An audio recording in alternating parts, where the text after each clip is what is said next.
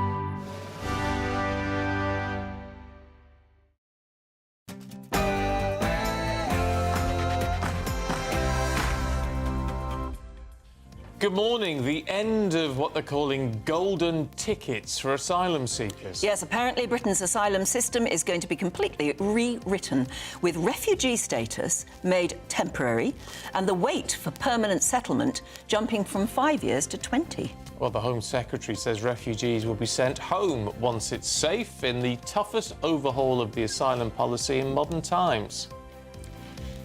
Kemi Badenoch blasts Keir Starmer and Rachel Reeves for yo-yoing on the budget. And Labour, of course, are getting ready to roll out a mansion tax, it said, that could hit 1 in 10 English families.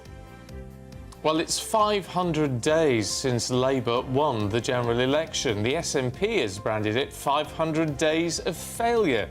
We'll debate that later. Realize the strong role that the Ulster people played in the founding of America, and having that personal tie to the work has made it that much stronger for me. Well, America is gearing up for its 250th birthday, and the team behind the celebrations has come to Belfast, striking a new partnership to mark the milestone. Forecasters are warning freezing temperatures and snow are on the way as communities in Wales are still reeling from Storm Claudia. And can you believe I'm a Celebrity, Get Me Out of Here is back tonight, but it's been around for 25 series. This is the 25th. Well, celebs taking part this year include Ruby Wax, Martin Kemp and the former Lioness, Alex Scott. We'll be joined by her, Christine Hamilton, who was in the first ever series. A very good morning. Redemption achieved for Conor Benn as he took revenge on bitter rival Chris Eubank Jr. with a unanimous points victory in front of 60,000 fans at Tottenham. We'll have analysis and reaction throughout the morning. Hello there, good morning. A much brighter day ahead for many with some sunshine, though it is going to be feeling much colder. Stay tuned and I'll have all the details. It's just gone 6 o'clock. I'm Stephen Dixon. And I'm Ann Diamond, and this is GB News Breakfast.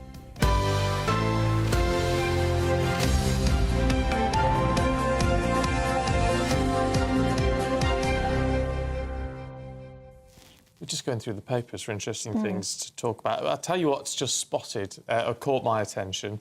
It's a lady called Deborah Galvin. She's on a pub crawl, so all power to your elbow, Deborah. But she's going around Wetherspoons because apparently they all have crazy carpets. And so she's taking pictures of all the show on them, isn't it? Yeah, of course. I've never noticed that Wetherspoons have got unusual carpets. Most pubs have. But lots of public places have, where there's food and drink. Schools because if it's multicoloured, you can't see the mess on it. But these are all quite nice. So she's been taking pictures of them all. I mean, to Jazzy do what with, I carpets. don't know. But she says my most recent visit was to the Velvet Coaster in Blackpool, which I've been to, and it's a great pub. But it's got a crazy carpet. But it has got a crazy carpet. The other thing I noticed just there is that 62% or something, 75% of us that use AI are always very polite to it because we believe we'll get a nicer response. Is that why? We'll believe we'll get sorry, can you not hear me? Yeah, we'll believe we'll get a better response if we're polite. And I always am, even when I'm typing in and it says, would you like me to do anything else? And you think, no, but thank you very much, you've been very kind. Oh, dear. And then it answers with another thing, saying, well, I'm always very kind and how lovely to, speak to you and all that. That's Are annoying. you sure you don't want anything else for me to do? So, I mean, the conversation could go on forever, but... See, I don't use AI like that, but I do... Alexa... I don't want to say it too loud because it'll set them all off. But, if I ask what the time is or things, and when she's finished, I always say, thank you, and she says... Well, actually, it's got a male voice, but he says, oh, you're welcome. Yeah. Oh. So I always say that, but that's because I was brought up nicely. I was showing my sister how to get it to speak back to you, and she said, I don't like the voice. And I said, you can change the voice. And we spent a good hour playing around with American, English. Do you want it with a slight accent? Do you want it to be mature or younger? Do you want it to sound a bit relaxed and slightly sexy? Absolutely. It was amazing what you can do. It's the same as sat-navs, isn't it, in cars? It's what? It's the same as sat-navs in cars. Well, with some of them. I mean, you can't change my sat-nav. Can't you? No, what have you got? Which is a shame because it's got like a slightly irritating woman. All right. Who seems to get increasingly annoyed with me. And get you lost. The default can be very annoying. But you have to play around with them a bit, don't you? And I think it sort of stretches the brain a bit if you switch it to French every so often. If you ever what? Right. Switch it to French, dear. Oh, French. But you can't do that on mine either, I don't think. Yeah, you can. Suivez la piste. You can. Tournez Change the language. No, it's not in the built-in one. Yeah, you can. And then if you drive to Wales, make sure that go to Llanfair, gone with the long name, and see what it says. Oh, I dread to think. Because mine gets Bicester wrong, for instance. Bicester. Bicester. Yeah. Oh, yeah. And quite a few other things completely. Oh, yeah, off to Bicester Village, are we? Oh, Get a big up bargain. For a bit of retail therapy. I'm surprised I've never seen you in there. Well, are you always there? Oh, that's I'm often quite a there. lot. Never buy anything because it's still really expensive. You get the coaches. You get the tourist coaches outside, don't you? Yeah. Oh, yeah. It's Chinese. Millions of people. The Chinese go there by But it's lovely at Christmas because they really overdo the Christmas decks, which I gather your other half is already putting up. Oh, yes, we've got the outside Very lights. controversial, this. We've got the outside lights up already, so I sent a picture to Nigel Nelson last night just saying bar humbug because he hates it, and he sent me a very rude message which I can't repeat. December the 1st for me. Yeah. Yes, I think so. It's a bit early for me, but we're thinking about the snow next week, you see. Don't we do it next week It's a with the bit early snow for that, too. Yeah. Anyway. Should we crack on? Yes, I think we should. Because things may change come tomorrow, because Britain's asylum system is facing its biggest overhaul in a generation. The Home Secretary says the UK must end what she calls golden ticket deals that's been drawing record number of asylum seekers. Yes, under sweeping reforms to be unveiled, that she's going to unveil them this week, apparently, refugee status will become strictly temporary, reviewed every 30 months, and a 20-year wait before anyone can even apply for settlement. Well, the government insists the changes will strip out incentives to come to Britain and make it far easier to remove people once their home countries are deemed safe. Yes, that phrase slightly worries me because, who's going to argue whether a country to which you could deport them or send them back is deemed safe or not? That's for Foreign them. Office, though, isn't That's another, hurdle. Yeah, or a human rights lawyer comes in there and starts to argue about it. That's the only thing that worries me. But joining us now is international security and border control expert Henry Bolton. Is this particular Home Secretary the woman to do it, do you think? She's going further than maybe her predecessors, Anne. Good morning. Good morning. But this is not going to have any meaningful impact whatsoever, and I'll explain why. Whilst it's very important, and I've argued for a very long time that Denmark has, from a European perspective, probably the best practice in this. They comply with human rights legislation, the Refugee Convention, their own domestic law, and they have brought down asylum claims to a 40-year low. So it works. And I've long said that we should look at that. But when you look at a system, you can't just take one piece of that system and expect to be able to apply it without changing anything else, and I'll explain. So Denmark has for example, Denmark has one asylum decision-making body. You claim asylum, if it's rejected, or you get one appeal, that's it.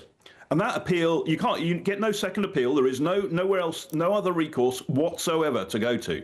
In the UK, you've got 5 different layers. You've got the first-tier tribunals, you've got the upper tribunal, you've got the Court of Appeal, you've got the Supreme Court, and you've got judicial reviews. And then indeed you can maybe take it to the ECHR. So without changing the architecture of our legal architecture, this is going to make no difference. What we will end up with is just as many people in the United Kingdom, just with not having indefinite leave to remain. Yeah, but in some respects, this is maybe a first step, Henry, and perhaps it is going to be a deterrent as well. And we know, and lots of people argue, that deterrents are perhaps a way forward in this. I mean, look, let's be honest, this is controversial in some respects, but it's getting the backing of the Conservative Party. Because I don't oppose it because, as I say, I've long argued that we should do this. However, I'm trying to find an analogy. It's like putting a wheel that's the wrong size on your car. It's not going to run well. You're going to have all sorts of other problems associated with doing so.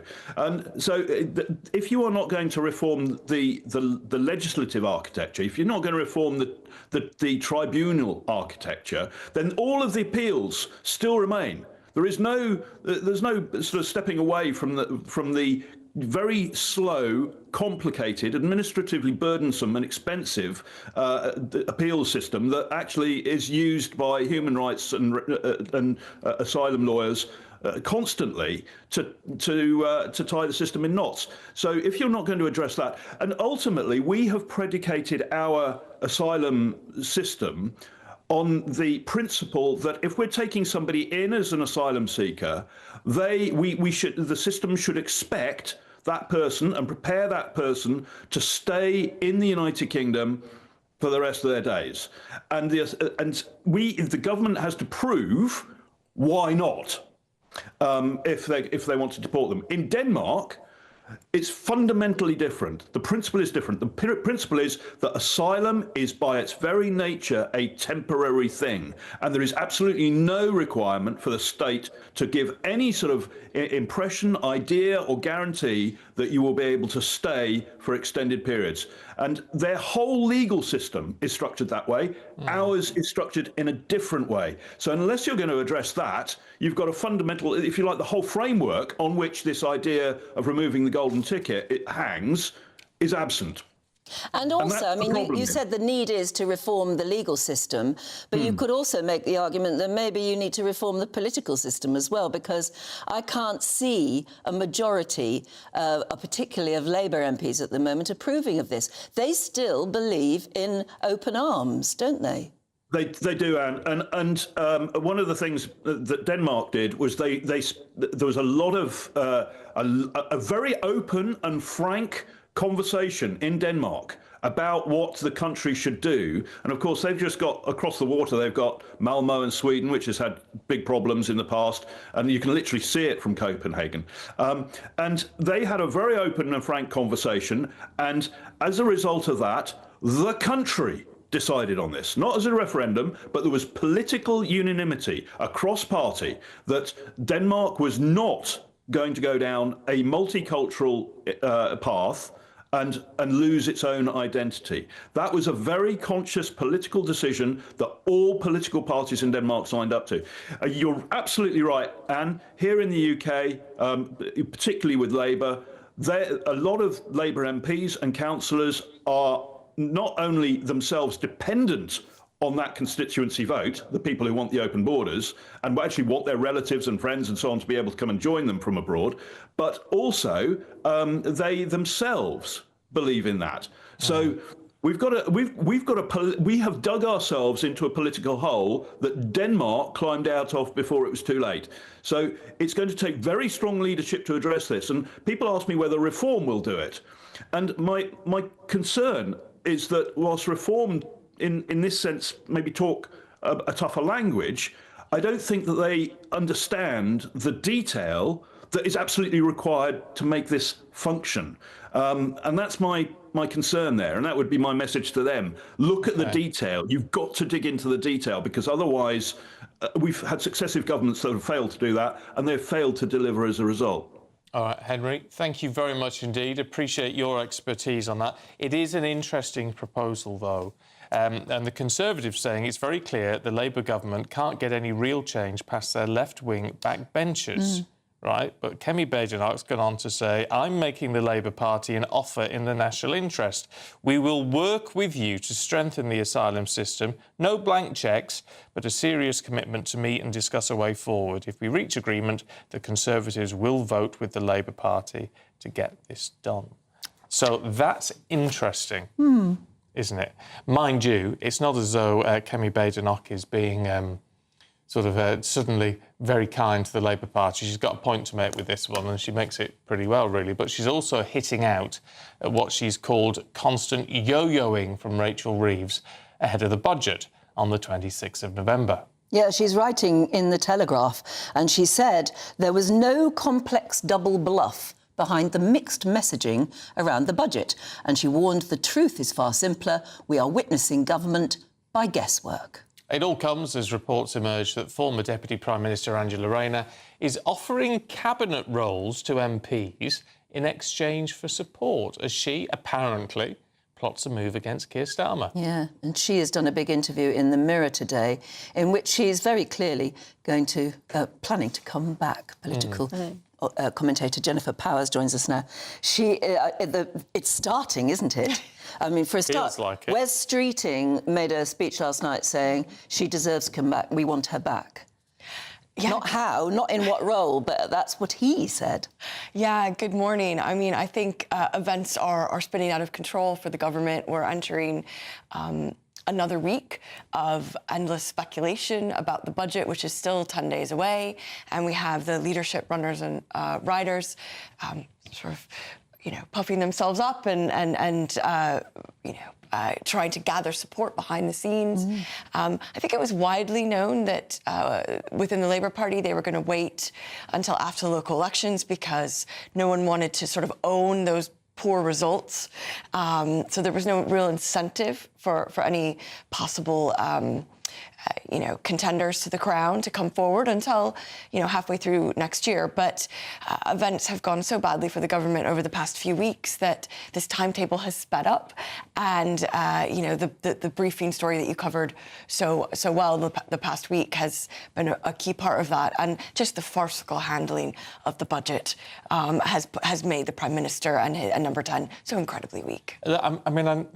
It's a difficult question because it's all speculation, right? And we know it's comparatively difficult to get rid of a Labour leader, certainly compared to the Conservatives and the 1922 committee and all that sort of thing. Yeah.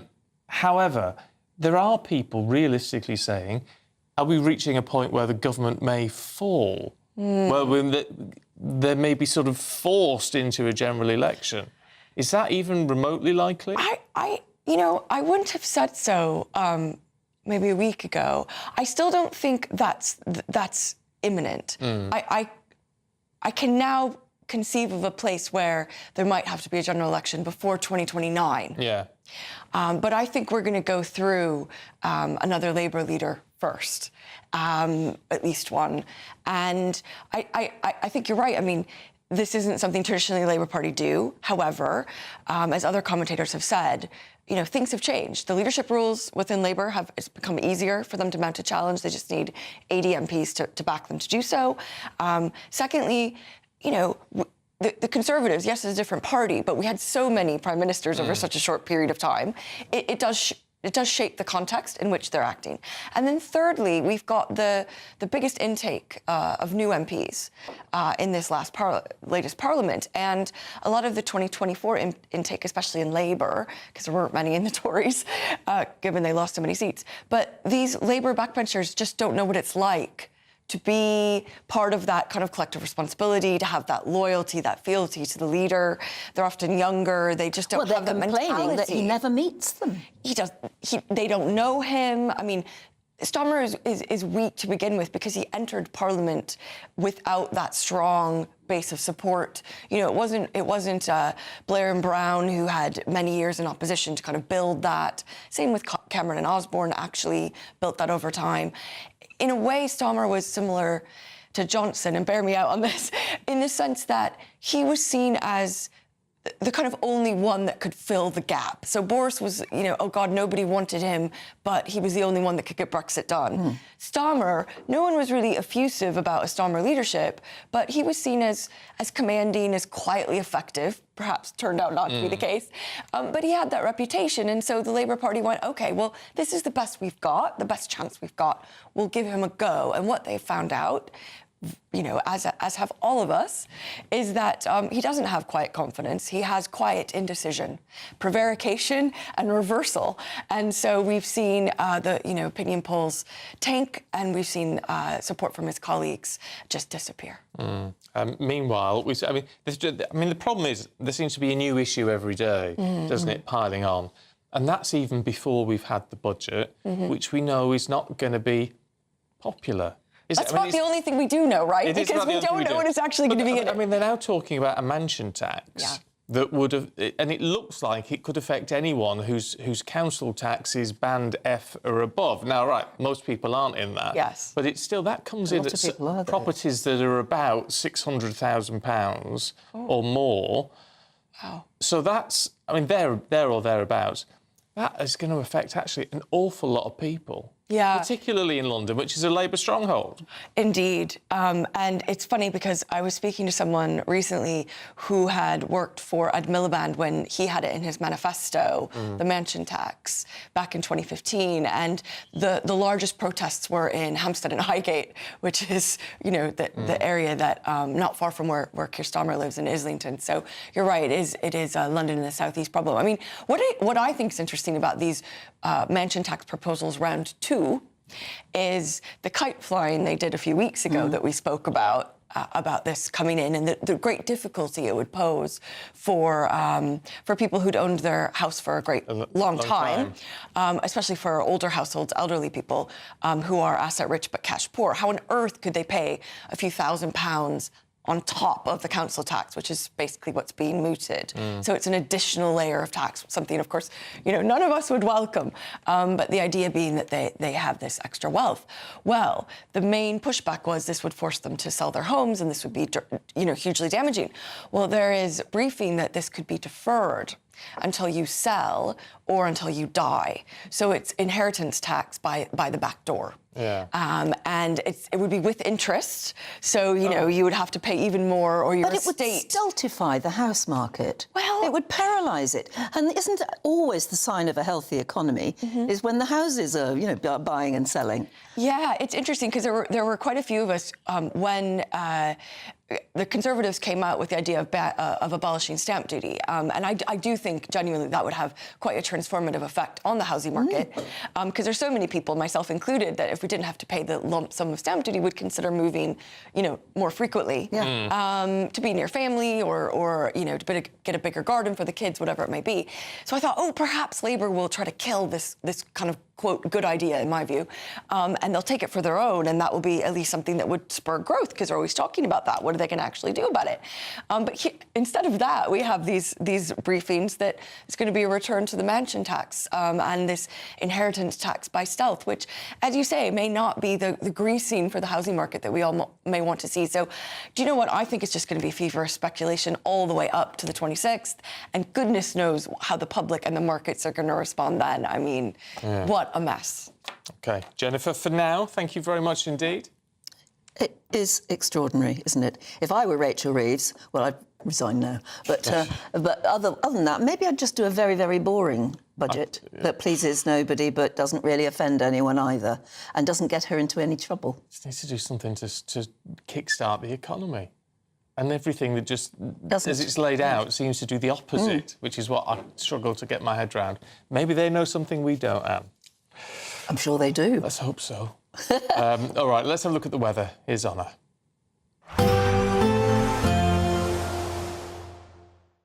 Expect warm spells with the odd rude interruption.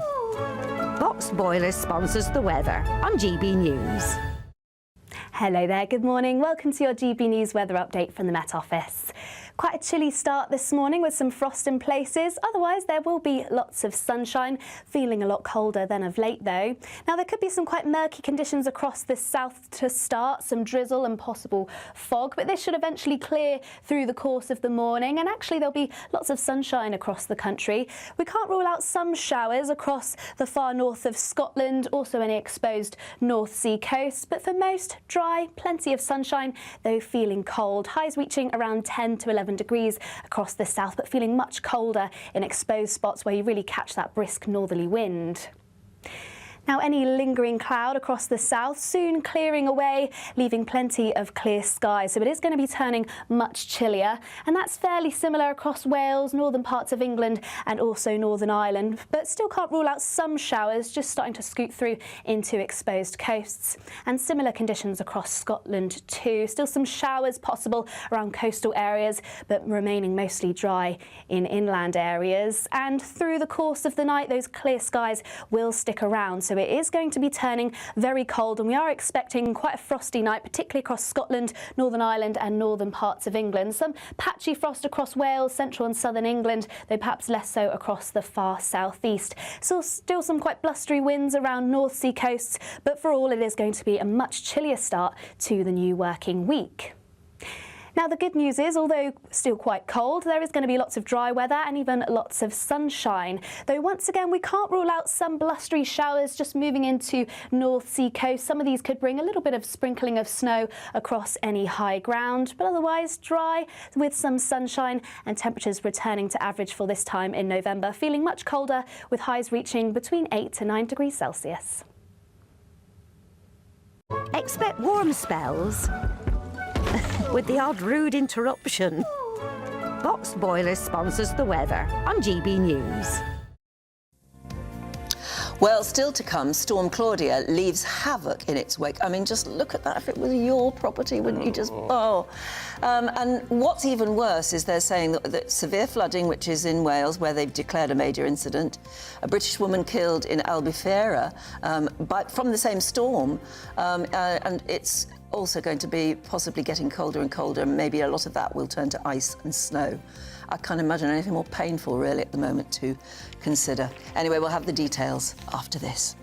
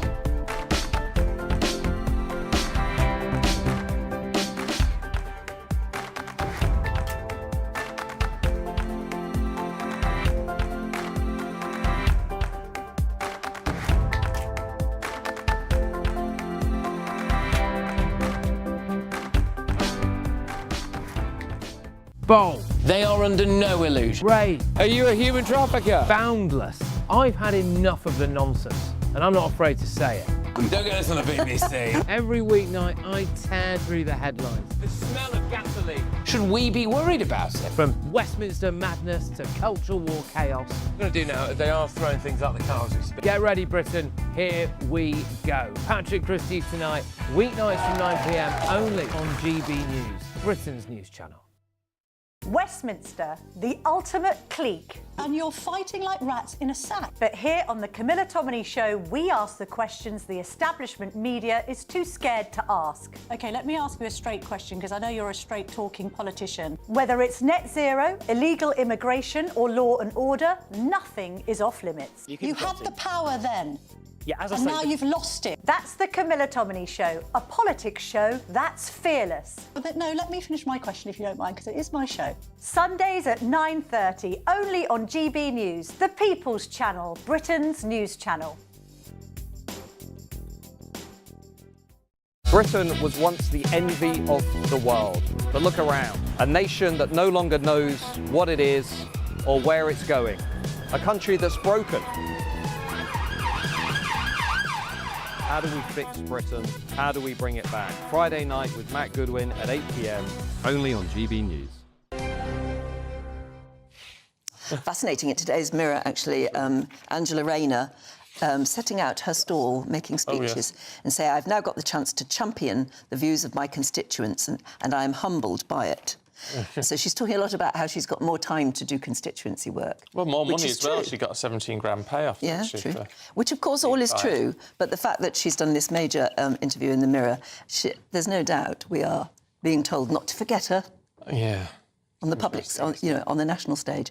Now, talking about things happening nationally and internationally, a major incident was declared last night in South Wales because of severe and widespread flooding. Well, it comes to Storm Claudia, brings havoc across Europe. An 85-year-old British woman died in Albufeira in Portugal due to an extreme wind phenomenon in the area, apparently. Well, let's find out what the heck is going on with weather journalist Nathan Rao, who joins us now. Morning, Nathan. Here we go.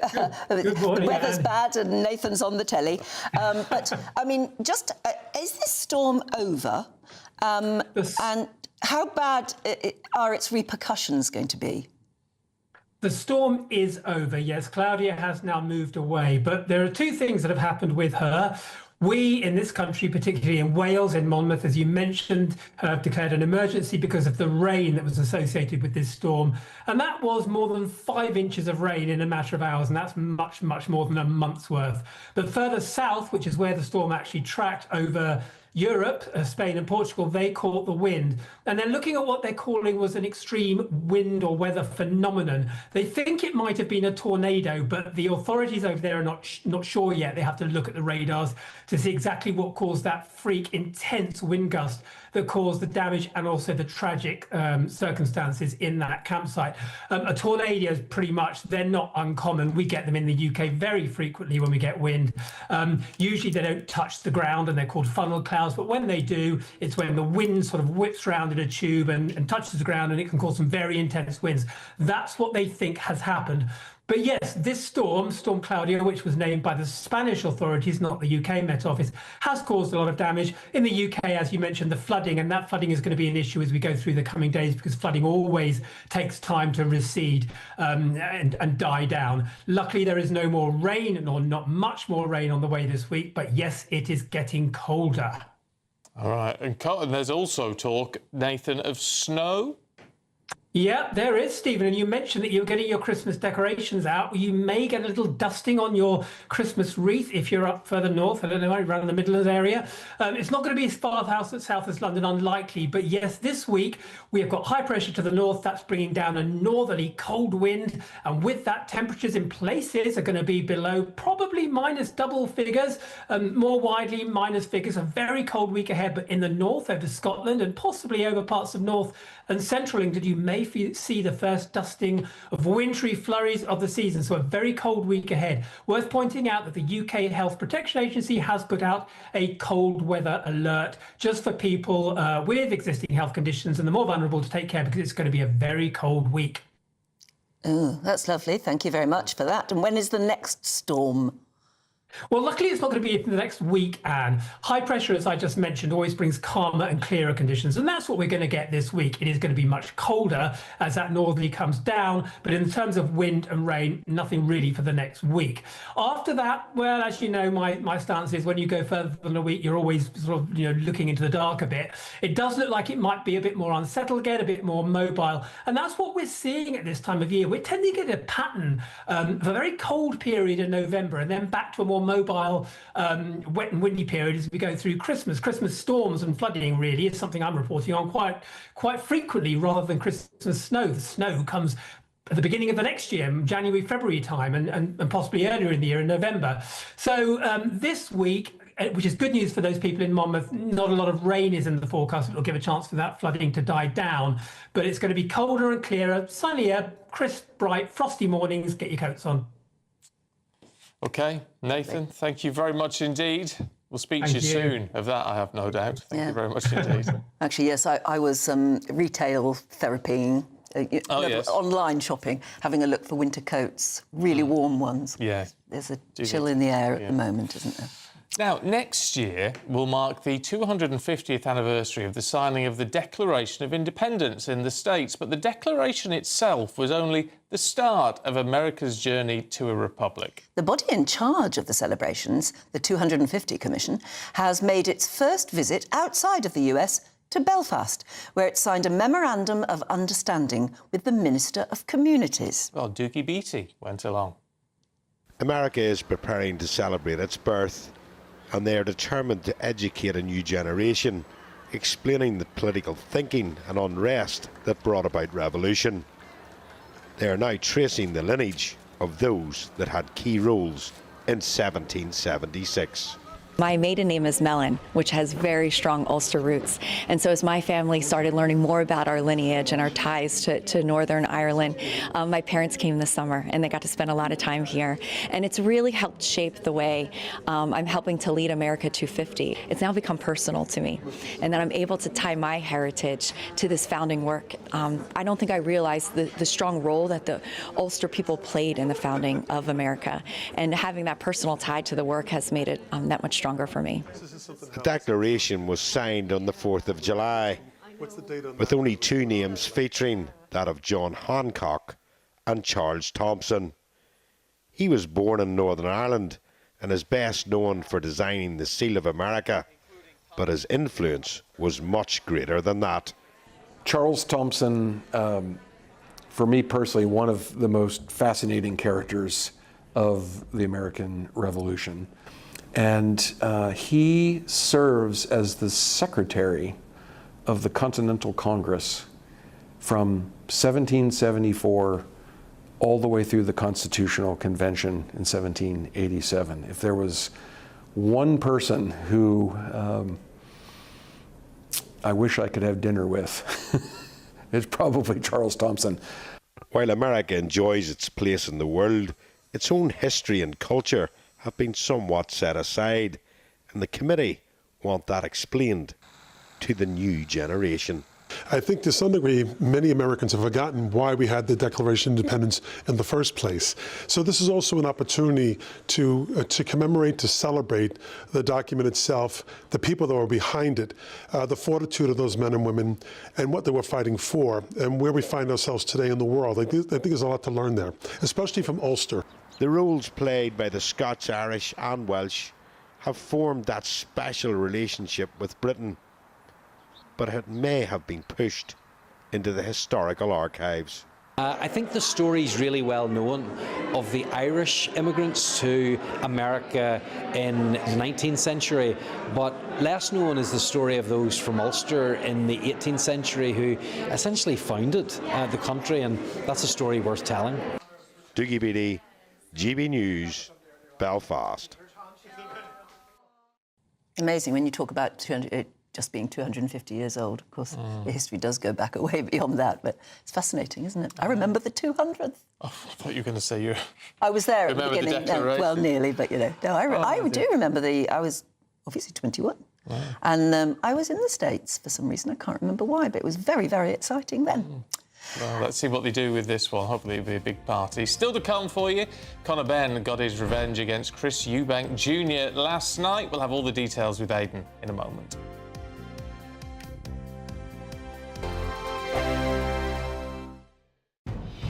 Good afternoon, Britain. Weekdays from midday. We do have problems in the UK at the moment, but I will say I don't think it's all doom and gloom. We have great safety nets here, strict protections to protect and help children. We have free education ranking 4th in the world for universities as well. Free NHS, dodgy as it may be sometimes. And we also have a lot of culture, history and green spaces, which I think is really important. 74% of children said that they can walk to a park or green space near them. So I don't think it's all that bad, but I do think we have lost our sense of community, and that's something that we need to work on. Why do you think it is that so many fewer people are having children now? I mean, the birthing, the sort of fertility crisis that this country has entered into, to be fair, matching basically all of the developed world, fewer and fewer people are having children. I don't think it's just about the money. I think there's actually a huge social media rise of child-free influencers. I don't know if you've seen any of these, but they're just very anti-children. They call them dinks. Have you heard of dinks? Double income, no kids. Oh, yeah.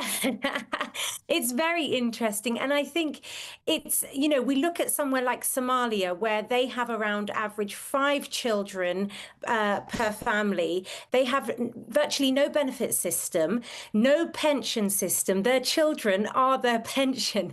And so I think in the UK, maybe we have too many options. People, I'm not saying it's all avocado on toast, but I think people are just really not seeing it as a popular option. GB News, the People's Channel. 5 hosts, 5 opinions, 5 fearless debates, 5 unfiltered takes on the day's news. 5 reasons not to be anywhere else on Saturday night. This is the Saturday 5. You got me good there. Britain's biggest Saturday night TV show. It's not a bad brand. Yeah. Uncensored. Very, very racy tonight. On the unpredictable. What did she say? Can you translate it for us? And always entertaining. And how can a country go from being led by William Wallace Saturday nights from 6 p.m. only on GB News, the People's Channel. Britain's news channel. You're going to want to stay tuned, trust me. At GB News, we love to hear from you, our loyal community. So drop us a line at gbnews.com/yoursay. There you can talk to each other and also to the presenters live on air. gbnews.com/yoursay, because GB News is your channel, Britain's news channel.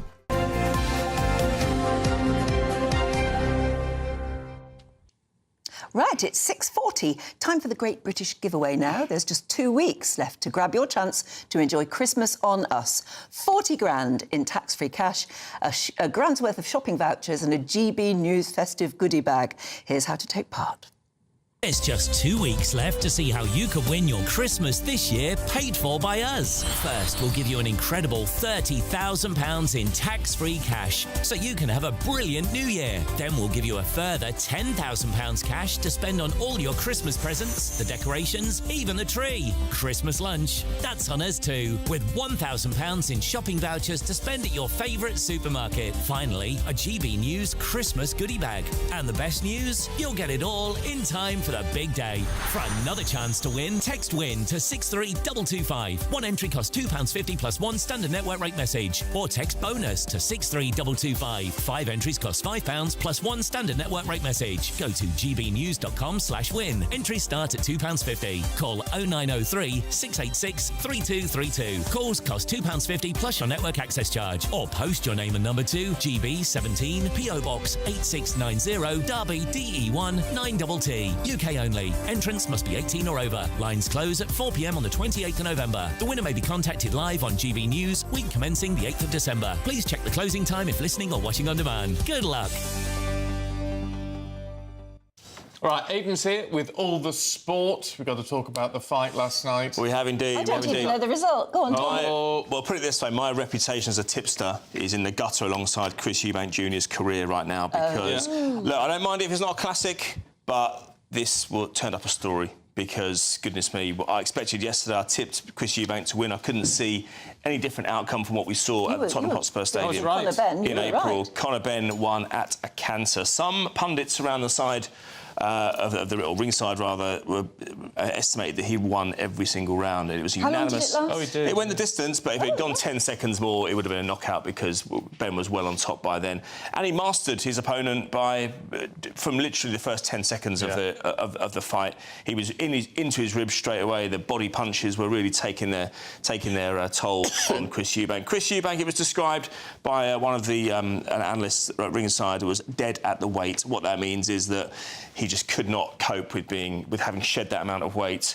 And he wasn't fighting at natural weight. It kind of reignites the controversy, the debate around catchweight fights. What catchweight is when, I mean, it only would have happened in this one because of the two names involved, but basically a promoter goes up to one fighter and says, oh, wouldn't it be great if you fought him? If only you lost a stone and maybe you gained a stone and you could meet in the middle. Well, Eubank didn't look comfortable in the same way Ben didn't look comfortable in the previous fight. It's not a natural weight, it's not a natural fight, it's not natural conditions. And if you lose weight too quickly, of course you're going to lose energy. Well, exactly. I mean, it went down to the wire as well. Don't forget, Eubank was fined £375,000 back in April for failing to make it by a pound, or less than a pound, I think it was. So that's the kind of fine margins we were talking about. But this was a fighter. He looked spent. He looked gassed. It looked as if he took him too lightly. We were told that by Ben's camp that he would be much more measured in this fight. That's exactly what he was, because he looked like a proper boxer in there. And lots of people have had doubts over his career. Conor Benn, is he just in there because of the name? Same as I've said about Eubank, to be honest with you. But in terms of what's next for the fighters, I should say as well, 50 Cent walked out with Eubank at the beginning as well, which was unexpected. So we did see a bit of razzmatazz as well. I can't help thinking that it distracted. Yeah, I know, exactly. Looked more like 50 pence by the time he was done with him. But it was very one-sided, and it should have been probably stopped a little bit earlier. But you said at the very beginning that it could be the end of his career. Yes. I mean, surely not. They always just come back for more, don't they? OK, we said 36 yesterday.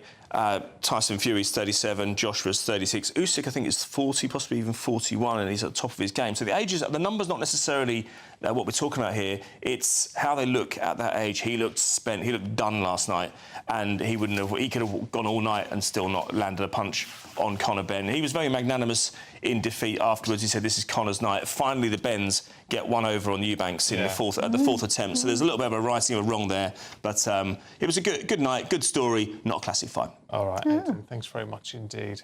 Right, we've got the papers heading away in just a moment with Rafe Hedel-Mankou and Emma Wolfe. But first, if you want a bit of holiday sun, holiday heat, here's a European forecast. Ready to soak up that holiday sunshine? Won't we need some cover? No worries. All sorted. All Clear Travel Insurance sponsors GB News Travel Destinations Forecast. Not so much sun across parts of Europe, particularly in the west, spells of rain and some strong winds here.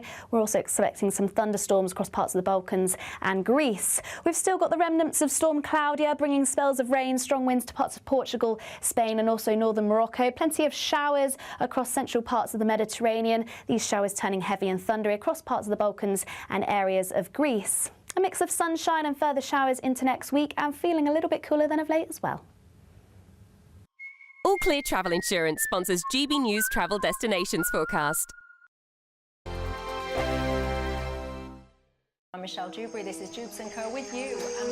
Hello everyone, Patrick Christies here. GB News, Britain's news channel. Access the stories that matter to you. Take the GB News family with you on any device. And as long as you have an internet connection. Tune in to GB News, anywhere on the planet or beyond. GB News, the People's Channel, Britain's news channel. Britain was once the envy of the world. But look around. A nation that no longer knows what it is or where it's going. A country that's broken. How do we fix Britain? How do we bring it back? Friday night with Matt Goodwin at 8 p.m. only on GB News.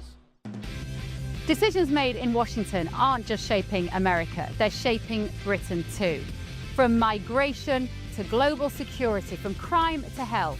Whatever happens in the White House today will be felt in your town or city tomorrow. That's why The Late Show is live from Washington, D.C. Cutting through the politics to show you what it all means for Britain. The Late Show live every night at midnight. Only on GB News, Britain's news channel. No matter the state it's in, this is our nation. Join me, Jacob Rees-Mogg, for a genuine, honest discussion on where we have been, where we are going, and where we are with the people who set the direction. Tune in to State of the Nation every Monday to Thursday, 8 to 9 o'clock. Only on GB News. Exciting news. Every Friday, my Patrick Christies Tonight Show is going to have a twist to it. We're welcoming some special guests. You. That's right, on Fridays I'm going to be doing my show in front of a live studio audience because this show is about you and what you have to say. It's going to be the same big debates, same big topics, same big opinions. But every Friday night at 9 p.m, you are invited to come on down to Patrick Christies Tonight to be a part of the action. Only on GB News, the People's Channel, Britain's news channel. At GB News, we love to hear from you, our loyal community. So drop us a line at gbnews.com/yoursay. There you can talk to each other and also to the presenters live on air. gbnews.com/yoursay, because GB News is your channel, Britain's news channel. Hi, I'm Michelle Dewberry and my show is your opportunity to cut through all the noise and dive in headfirst to some robust debates. Ideas clash. Situation, no, isn't it? No, because the failure is you're deliberately avoiding my point. Nothing's held back. And if you think this is the end of it, wait for more. And we do not shy away from the difficult stuff. Sometimes I want to shake people and say, if only you understood. So join me on Dubes & Co. weeknights at 6 p.m, only on GB News, Britain's news channel.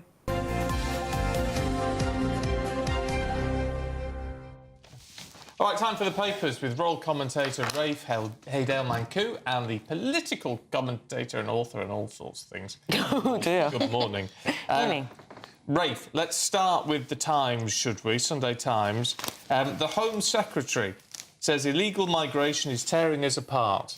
Yes, I'm not quite sure that's breaking news, actually, in terms of the impact that illegal migration... but that's, I was going to say, it is certainly within the Labour Party, between the backbenchers and the front benchers. And, of course, now you have a Labour government that seems committed to trying to cut off Nigel Farage's advance by seeking to match him eye for eye, point to point on immigration. I'm delighted that they're looking to Denmark. I have been lecturing and writing about Denmark for 5 years. I did a chapter on it, a major speech on it. I'm just annoyed it's taken this long for the government to glacier-like move. Why the Tories didn't enact these very good policies, which essentially the big takeaway today is that there'll be a 20-year qualifying period for permanent residency if you're an asylum seeker. Currently, after 5 years, they can get indefinite leave to remain with all the benefits that brings in. It's well overdue that we have that, as long as it works in tandem with the other thing we're supposed to be hearing on Monday, which is that refugees will only be granted temporary residence here too. The idea being once things are safe in their homeland, they will eventually go back. Now, Denmark has done that very successfully. It's been Germany's policy for years as well, and why it's taken us so long, and the EU have said this as well. One of the big pull factors is how attractive it is to come here.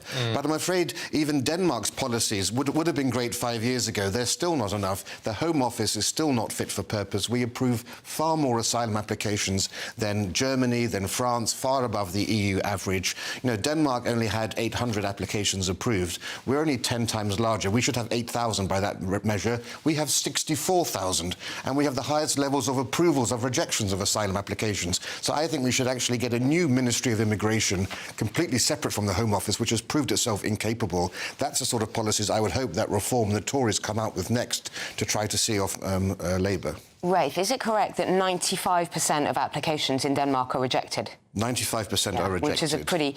The thing that's worrying about this, Shabana Mahmood saying that asylum applications or cases will be reviewed every 30 months.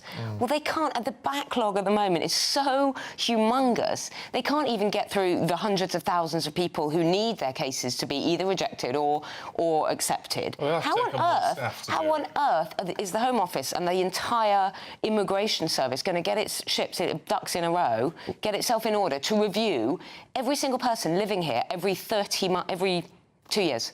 Well, that's part of the problem. One of the reasons we have such high levels of acceptance rates is because they're trying to get through the backlog much quicker. Over half of applications are accepted. I mean, that's a ridiculous number. It's 62% if you include successful appeals. We can't manage that at all. But we are going... I mean, we should say this is really groundbreaking stuff that's being tried here to create a genuinely hostile environment that tells people, stay in Germany, stay in France, stay anywhere, don't come over here. And that includes hats off to Mahmood for also taking out ads, we now understand, to show people how perilous the journey is. This is similar to what the Danes did with adverts in Lebanon and elsewhere. All right, let's have a look at the Sunday Mirror, Emma, where the former Deputy Prime Minister is making her voice heard once again. Well, yeah. Why? It didn't last very long, this period in the doghouse, did it? She was booted out or had to resign in September. It's only mid-November and she's already back. So here we go. Yeah, it's been widely discussed. It's been widely reported that Angela Rayner is on manoeuvres. Apparently, according to the Telegraph, she's been offering cabinet roles, which seems a little bit presumptuous. Anyway, offering cabinet roles to those who will support her. And she seems to think that she's popular enough. I'm not sure whether the rest of us feel that. But, yeah, this comes in a week of total and utter chaos. More chaos for Labour, real turmoil, briefings, counter-briefings, everybody apparently eyeing that leadership role, Starmer, as usual, kind of somewhere else, not here, never here, Keir.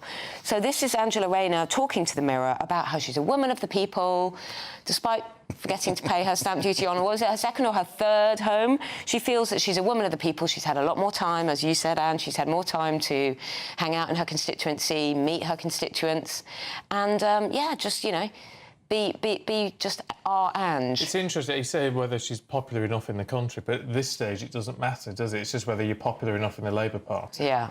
But does she resonate? But does she resonate with people? I don't know. Well, she's the second least popular person with the country, which is why, you know, perhaps she should have gone into the jungle and copied the success that Nigel Farage had there. So we'll see. Indeed. All right, you two, thank you very much indeed. We'll see you later. Yes, and hopefully we'll have a lot more time for papers next time we see you. Right now, let's find out about the weather.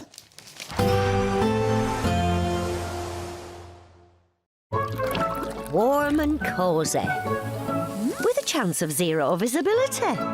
Boxed Boiler sponsors the weather on GB News. Hello there, good morning. Welcome to your GB News weather update from the Met Office. Quite a chilly start this morning with some frost in places. Otherwise, there will be lots of sunshine, feeling a lot colder than of late, though. Now, there could be some quite murky conditions across the south to start, some drizzle and possible fog, but this should eventually clear through the course of the morning, and actually there'll be lots of sunshine across the country. We can't rule out some showers across the far north of Scotland, also any exposed North Sea coast, but for most, dry, plenty of sunshine, though feeling cold. Highs reaching around 10 to 11 degrees across the south, but feeling much colder in exposed spots where you really catch that brisk northerly wind. Now, any lingering cloud across the south soon clearing away, leaving plenty of clear skies. So it is going to be turning much chillier, and that's fairly similar across Wales, northern parts of England and also Northern Ireland. But still can't rule out some showers just starting to scoot through into exposed coasts. And similar conditions across Scotland too. Still some showers possible around coastal areas, but remaining mostly dry in inland areas. And through the course of the night, those clear skies will stick around. So it is going to be turning very cold, and we are expecting quite a frosty night, particularly across Scotland, Northern Ireland and northern parts of England. Some patchy frost across Wales, central and southern England, though perhaps less so across the far southeast. So still some quite blustery winds around North Sea coasts, but for all it is going to be a much chillier start to the new working week. Now, the good news is, although still quite cold, there is going to be lots of dry weather and even lots of sunshine. Though once again, we can't rule out some blustery showers just moving into North Sea coast. Some of these could bring a little bit of sprinkling of snow across any high ground, but otherwise dry with some sunshine and temperatures returning to average for this time in November, feeling much colder with highs reaching between 8 to 9 degrees Celsius. Warm and cosy, with a chance of zero visibility. Boxed Boiler sponsors the weather on GB News. There's just 2 weeks left to see how you could win your Christmas this year paid for by us. First, we'll give you an incredible £30,000 in tax-free cash. Then we'll give you a further £10,000 cash to spend on all your Christmas presents, even the tree. Christmas lunch, that's on us too, with £1,000 in shopping vouchers to spend at your favourite supermarket. Finally, a GB News Christmas goodie bag. For another chance to win, text WIN to 63225. One entry costs £2.50 plus one standard network rate message, or text BONUS to 63225. 5 entries cost £5 plus one standard network rate message. Go to gbnews.com/win. Entries start at £2.50. Call 0903 686 3232. Calls cost £2.50 plus your network access charge, or post your name and number to GB17 PO Box 8690 Derby DE1 9TT. UK only. Entrance must be 18 or over. Lines close at 4 p.m. on the 28th of November. Please check the closing time if listening or watching on demand. 5 hosts, 5 opinions, 5 fearless debates, 5 unfiltered takes on the day's news. 5 reasons not to be anywhere else on Saturday night. This is the Saturday 5. You got me good there. Britain's biggest Saturday night TV show. It's not a bad brand. Yeah. Uncensored. Very, very racist tonight on the unpredictable. What did she say? Can you translate it for us? And always entertaining. And how can a country go from being led by William Wallace Saturday nights from 6 p.m. only on GB News, the People's Channel. Britain's news channel. You're going to want to stay tuned, trust me. In the GB Newsroom, we bring you the news as it happens. With our team of dedicated journalists across the UK, we're ready to keep you up to date with what's happening every half an hour, every single day. Bulletins here on GB News, the People's Channel, Britain's news channel. Britain was once the envy of the world. But look around. A nation that no longer knows what it is or where it's going. A country that's broken. How do we fix Britain? How do we bring it back? Friday night with Matt Goodwin at 8 p.m. only on GB News. No matter the state it's in, this is our nation. Join me, Jacob Rees-Mogg, for a genuine, honest discussion on where we have been, where we are going, and where we are with the people who set the direction. Tune in to State of the Nation every Monday to Thursday, 8 to 9 o'clock. Only on GB News. Britain deserves a newsroom that puts the facts and your voice first. Well, and that's what you get on GB News. Lively debates, lively conversation. And we're not afraid to hold power to account. And each other. So join me, Andrew Pearce. And me, Miriam Cates, for Britain's Newsroom, weekdays from 9:30 on GB News.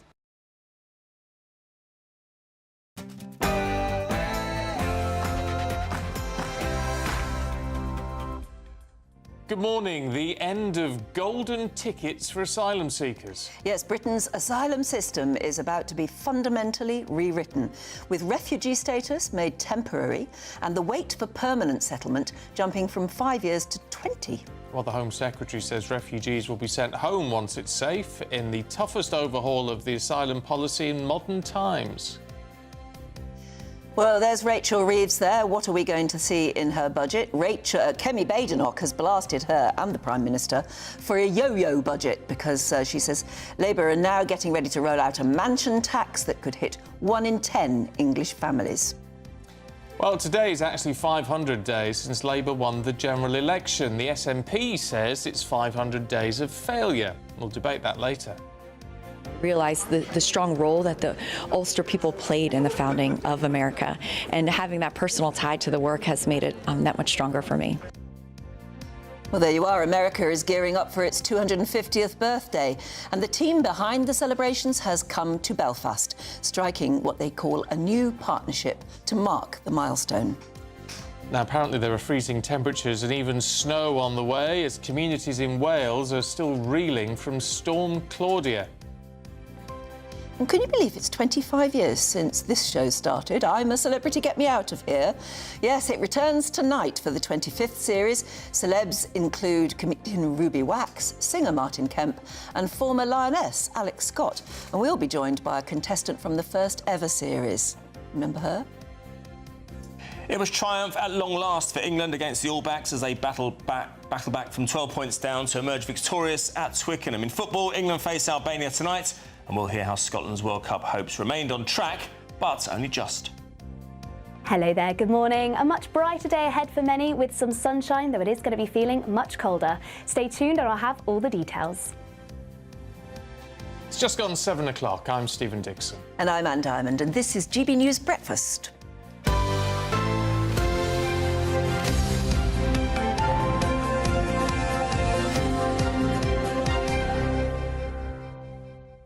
Just trying to work out if Sleb is actually starting tonight, or whether it was on last night. Do you let us know? Because this is in the. It was well after our bedtime. This is in the Sun. There's all these pictures of what's actually happened. Ruby Wax in with a snake and Kelly Brook in That's a probably trough just of warm up. offal. No, it says tonight on ITV at 9 p.m. Do you want it spelt out any more than that? Yes. Oh, OK. Oh, yeah. Oh, so they've just been given preview So they've shots. just been, yeah. Oh, I see. Yeah, posed with this creepy Yeah, that's crawler. normal, isn't it? You get preview shots. I think so. Yeah. They settle in for a bit, don't they? I don't know. I haven't watched it for about 25 years. I should have them all deported. It was Tony Blackburn was the first winner, wasn't he? He was. Yeah. Who else was in that group? Wayne Sleep was one of the early ones, wasn't he? Yeah, but I don't think it was the first. No. Peter Andre and what's her face? Katie Price. Was she in that? I don't know if oh, yeah, because that's where they met. You did Big Brother, Anne, didn't you? I did Big Brother, yeah, in the 2000. days when you did it completely for charity, didn't get paid a penny, which is sad. That's a shame, yeah. I was only in for. I mean, it was only about a week long in those days as well. Yeah, yeah. Would have gone mad if it had been longer. George Galloway. Oh, yeah. Yeah, brilliant. Yeah. There were some big names there. Sometimes it's quite difficult to know who's who anymore. But Christine Hamilton will be joining us later on, and she was a name then and still is a name now. And she, everybody was shocked when she went in it, but she was another one of those people. Now we're used to it, aren't we? She went in with Nigel Benn. Yeah, and she was very good. Very. Season. She was up for anything as well. She actually sort of got stuck in. Oh, yeah. Well, she doesn't mess about, doesn't Christine? No, she doesn't. Anyway, we'll see what she makes. That's of it when she later became on. known as a battle axe, isn't it? And then she brought out a book called British Battle Axe or something. She called herself that, and that was her. That became her. Still sticks. Yeah, it does rather. Right, Britain's asylum system. Well, we could see this week the biggest overhaul in a generation. The Home Secretary says the UK must end golden ticket deals that are drawing record numbers of asylum seekers. Under sweeping reforms to be unveiled this week, refugee status will become strictly temporary, reviewed every 30 months, with a 20-year wait before anyone can even apply for settlement. Well, the government says the changes will strip out any incentives to come to Britain and make it easier to remove people once their home countries are deemed safe. Yeah, we're joined now by human rights lawyer David Haig. A very good morning to you, David. Actually, interestingly, being a human rights lawyer, that last phrase sort of worries me, that as long as their home countries are deemed safe, that just suggests there will be endless arguments at the end of the day anyway about whether it is right to deport somebody to a home they consider not safe. Good morning to you both. On that point, I agree with you, Anne. I think there's all sorts of issues there. But, I mean, it's almost like this is a statement, and I don't think there's any kind of groundbreaking news in this statement. This is it's all about, I think, Reform UK and not really reforming the asylum system. If we touch on the point that you mentioned, Anne, from a human rights perspective, if someone has come to this country and let's say came to this country in the 60s or the 70s, they've been here a very long time. How are we going to judge that, let's say, for example, South Korea suddenly becomes safe? Who's going to make that judgment? How are they going to be sent back? And it opens up a swathe of appeals and reforms and added layers of red tape. So that part of her announcement is in terms of the people coming across the channel, absolutely hopeless. It will not have any effect at all. And if anything, it could actually cause some serious grave injustices to people. Yes, so I think that... But David, the biggest point of this, one would imagine, is this golden ticket argument. So the idea that actually this is a form of deterrent. Stephen, I'll disagree with you. I think it's a great illusion rather than a great deterrent. I think people coming across the channel, or if we look at another part of this where it talks about people are not immediately guaranteed income. Now, the majority of the people coming across, even under the changes they're proposing, will still get the amounts of money and the payments to the hotels that they get. There'll be a tiny, tiny proportion, and of course the government hasn't released the figures and the statistics of how much money that would save, and my argument would be it would be a very, very tiny amount. So I don't see anything that's been reported today, and obviously we've got the more detail coming next week, is going to change anything when it comes to people crossing the channel. I think it's just more red tape, and like I said at the beginning, I think it's more about a fright for Reform UK and concern about that, so they need to be seen to be doing something. This will have some changes in the medium to long term, but I can't see it making any difference whatsoever to people coming across the channel. Gosh, that puts the scuppers on it before she's even announced it. We don't know which bits she is going to announce, but one wonders how well any of this is going to go down with probably the majority of her own party, who believe in a much more open, embracing, open arms view to immigration. And I think a lot of Labour supporters, and I think a lot of people in the Parliament, Labour Parliament, are going to have issues with the very part that you mentioned at the beginning, where we're going to have some form of regular review of the people that are granted asylum and whether or not it's safe to send them back to where they came from. We obviously don't know the details. We don't know whether that's going to be backdated or people that just come from when this policy has passed. Do we look back to the 60s, the 70s further? So I think that's the issue I think they're going to have a lot of problems with, because, as a human rights lawyer as well, while I understand that we need to grapple with the asylum system, we need to change it, I don't think these are the changes. I think we need to look at the actual laws that we signed up to, the Refugee Convention, the ECHR. We need to address them rather than tinkering around the edges again. But of course, the people in government are human rights lawyers, so they know the best ways of changing things and getting it through the system that we have at the moment. I don't think this is one of them. OK. David, appreciate your views. Thank you very much indeed. Heck. That's a bit of a statement, isn't it? On the head, almost, doesn't it? Yeah. I mean, the Conservative Party say they will back this with discussion, but because they say that, otherwise, without their support, Labour won't be able to get it through because of their own backbenchers. Well, with us in the studio is Jennifer Powers, the political commentator, who is absolutely champing at the bit to have her say on it as well.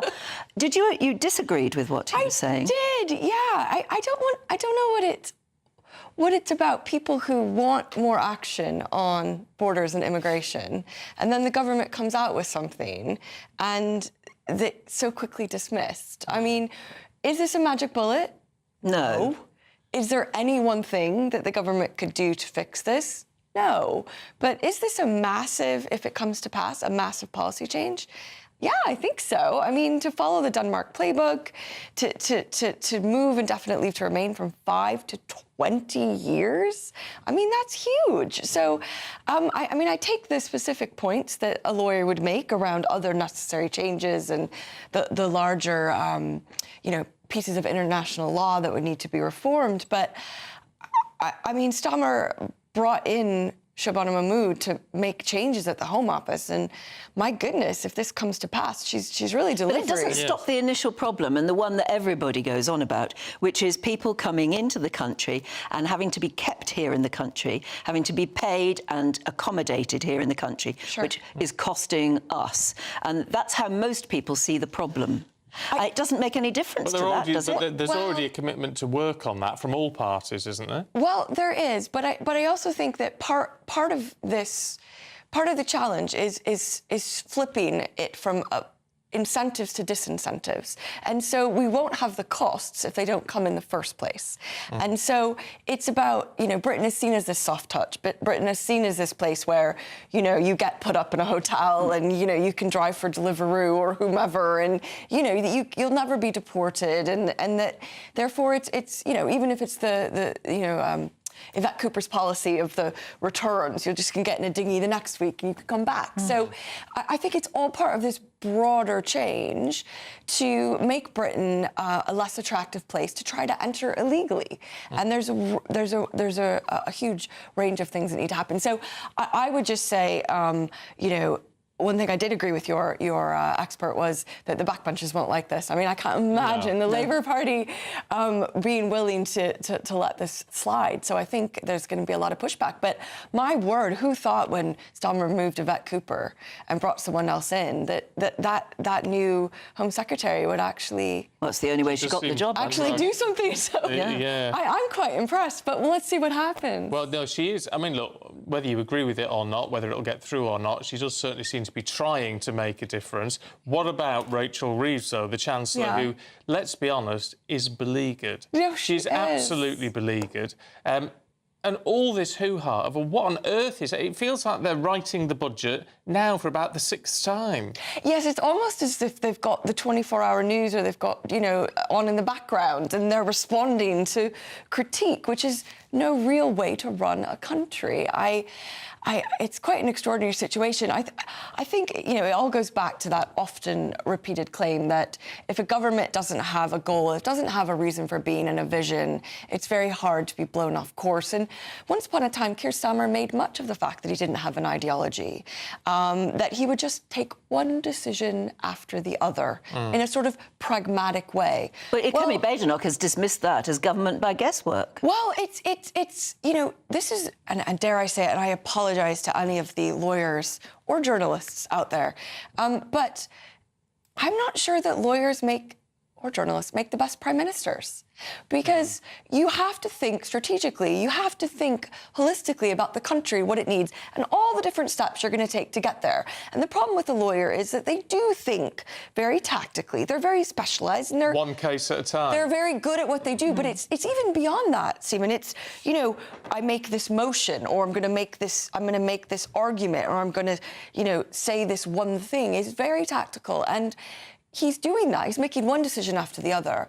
And some of them, of course, tend to be reversing the decision he made the day or the week before. I mean, there is a goal. We've always been told there was a goal as far as the Treasury was concerned, and that was to grow our economy. Yes. Right, and which nobody would argue about. It's essential. Their entire economic strategy pre the election was based on we would do this, this and this, and we will grow the economy, and therefore we can do X, and we'd Y, all and welcome Z. that. Right. But why?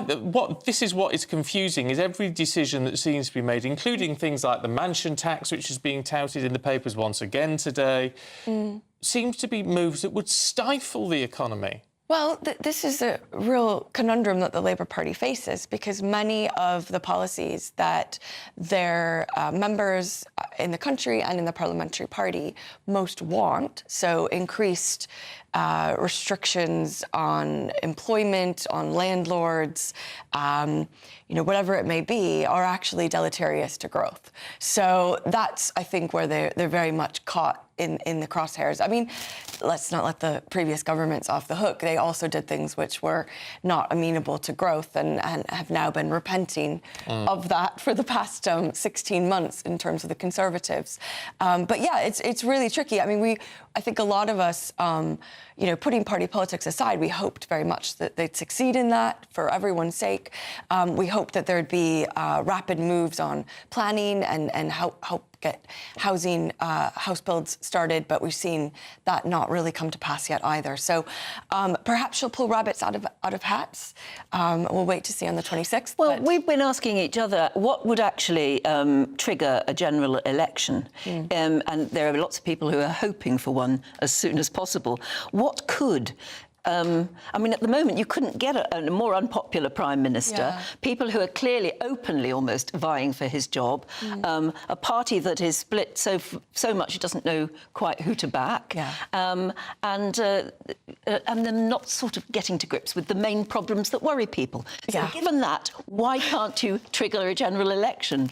Well, because at the end of the day, they still have an 80-seat majority, so that is quite large. It wasn't like in the days of, you know, Boris Johnson, where that got whittled down, and you know, then we had the change of leadership so quickly there with Liz Truss. I can only imagine that it's something akin to Liz Truss, where, you know, the economy goes into such free fall. So this budget could be But very, then I very... think you change leader. So I do think there's this interim step before it would actually bring down the entirety of there will be Labour people government. watching and listening saying, yeah, you know, yes, let's have an election. I don't think the opposition parties are ready for that either, no, I was going to though. say, but that's my point. No, I mean, certainly, Reform, who are absolutely sailing it away in the polls, aren't ready for a general election. They haven't even got a shadow cabinet yet. The Conservatives are only just starting to reveal any sort of policies.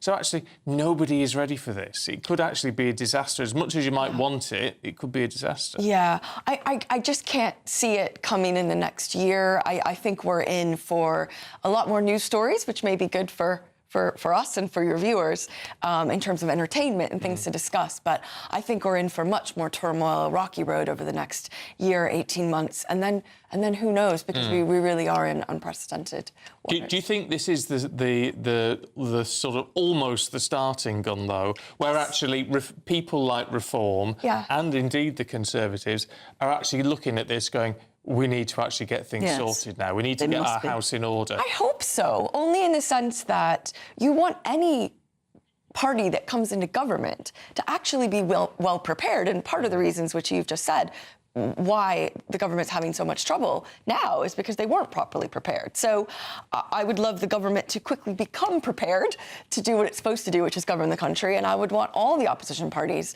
including, you know, the Greens and the Lib Dems, because who knows what will happen after the next general election. We might have some, you know, crazy coalition. So we need all parties to kind of up their game. OK. Jennifer, really good to see you. Thank you very much indeed. OK, now you don't need me to tell you that the weather has been pretty rotten in the last 24 hours or so. How much worse can it get? Well, let's find out now.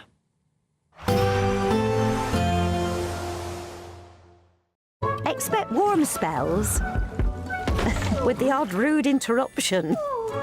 Boxed Boilers sponsors the weather on GB News. Hello there, good morning. Welcome to your GB News weather update from the Met Office. Quite a chilly start this morning with some frost in places. Otherwise, there will be lots of sunshine, feeling a lot colder than of late, though.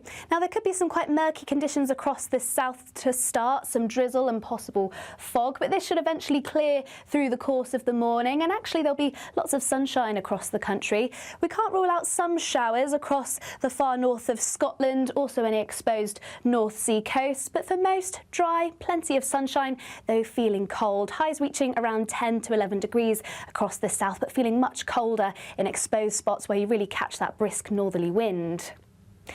Now, any lingering cloud across the south soon clearing away, leaving plenty of clear skies. So it is going to be turning much chillier, and that's fairly similar across Wales, northern parts of England and also Northern Ireland. But still can't rule out some showers just starting to scoot through into exposed coasts. And similar conditions across Scotland too. Still some showers possible around coastal areas, but remaining mostly dry in inland areas. And through the course of the night, those clear skies will stick around. So it is going to be turning very cold, and we are expecting quite a frosty night, particularly across Scotland, Northern Ireland and northern parts of England. Some patchy frost across Wales, central and southern England, though perhaps less so across the far southeast. So still some quite blustery winds around North Sea coasts, but for all it is going to be a much chillier start to the new working week.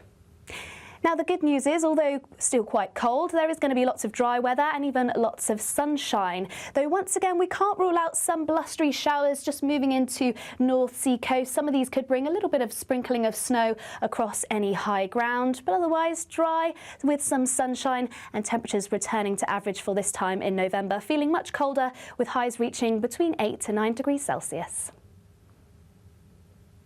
Expect warm spells with the odd rude interruption. Boxed Boilers sponsors the weather on GB News. Well, still to come for you, believe it or not, it has been 500 days since Sir Keir Starmer became Prime Minister. One political party has called it 500 days of failure. What do you think? We'll debate it next.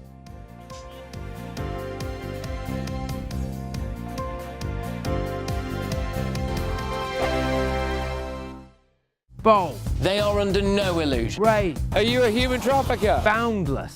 I've had enough of the nonsense, and I'm not afraid to say it. Don't get us on the BBC. Every weeknight, I tear through the headlines. The smell of gasoline. Should we be worried about it? From Westminster madness to cultural war chaos. What we're going to do now is they are throwing things up the cars. Get ready, Britain. Here we go. Patrick Christies tonight, weeknights from 9 p.m, only on GB News, Britain's news channel. Patrick Christies tonight, weekdays from 9 p.m. I can't. Go on, you're going to have to go, Patrick. You're at the baby stage, you don't know, but I promise you, there is an epidemic in the world at the moment of parents with teens who struggle to connect with them, and most of the time it's because the kids are walking around with blooming headphones on, listening to their own music. And actually, for John Lewis to use music as a way of bringing the family together like that, it's just beautiful. It's great. It makes me just literally want to go and buy everything in their shop, because it shows that they get it for parents and families. I mean, the bit, absolutely, Bev, and it's you know, just so well put. I mean, for me, I kind of looked at it slightly from the other end of the spectrum there, which is especially when you saw the bit with the newborn baby, and you know, so something that I've got at the moment. So I was thinking, oh, it's such a special time. Imagining, you know, when he kind of does his first run towards me and all of that, and then, you know, just thinking, what's it going to be like? And I have a bit of a fear, as I think many people do. I have a bit of a fear of. I know it's a long way off, but like, gosh, what is it going to be like when he is a teenager? Is he gonna hate me? You know, yes, that's part of the job. He will. He will. Yeah. He will hate you. He will hate you, and that's okay, because there is a natural separation. Because if we love them as much as we did when they're little babies, you would never get out of bed in the morning when they left home. So you have to hate each other a little bit when they are old teens and early 20s. You have to, because otherwise families and procreation wouldn't function, etc. That's what we do. But yeah, thanks for that, Patrick. Thanks for that. I'm got to go and get back in the makeup chair now. I'm glad you had your makeup done before. Bev, all right, we'll see Bev in a few minutes. Take care, Bev. GB News, the People's Channel. Hi, I'm Michelle Dewberry, and my show is your opportunity to cut through all the noise and dive in headfirst to some robust debates. Ideas clash. Situation, isn't it? No, because the failure is you're deliberately avoiding my point. Nothing's held back. And if you think this is the end of it, wait for more. And we do not shy away from the difficult stuff. Sometimes I want to shake people and say, if only you understood. So join me on Dubes & Co. weeknights at 6 p.m, only on GB News, Britain's news channel.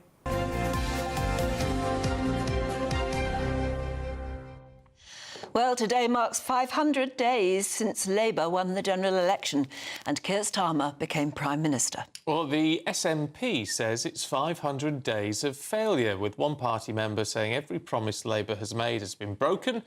And as the budget approaches and rumours swirl of a leadership challenge, we're asking, is it a fair assessment? Yeah. What do you think of the last 500 days? To debate this, we're joined by former Conservative MP Anna Firth and former Labour Minister Bill Rummel. And welcome to both of you. Thanks very much indeed.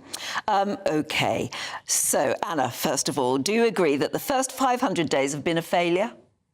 Oh, complete and utter failure, and no one would have expected that this government would be quite as bad as it has been. I mean, it is the most sorry, sleazy sellout excuse of a government in modern times. Came in with the biggest majority of modern times and is now the most unpopular. You know, it started with the sleaze, with the free gear, not just for Keir, but for his wife and Rachel Reeves, over 50,000 of free clothes and glasses and tickets and goodness knows what else. And then it's continued with selling out British interests, with U-turns, and of course a complete abject failure to deliver on any of the things that they said they were going to. And I think that is what upsets people the most. If you come in with these big bold promises, you are going to change the country, you are going to renew things, you are going to deliver growth and benefits for working people, and then all you deliver is double inflation, increased joblessness, zero productivity, and an economy that is tanking, and you put up taxes on top of it, which you have promised multiple times you won't do. Of course, people are going to think you are an utter failure, and that is exactly what has happened. All right, Bill, time for the defence. What do you think? Well, being accused of failure by the Tory party is a bit like being accused by Boris Johnson of not telling the truth.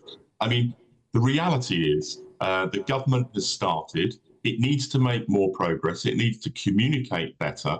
But it inherited a country that was ravaged fundamentally, where public services were not properly funded, where we'd had 14 years of Tory austerity, and the government has made a start. We've now got wages rising higher than prices for the first time in a generation, making people better off. We've had 5 interest rate cuts, and we're starting the process of restoring public services, particularly the National Health Service, which have been brought to rack and ruin under the last Conservative government.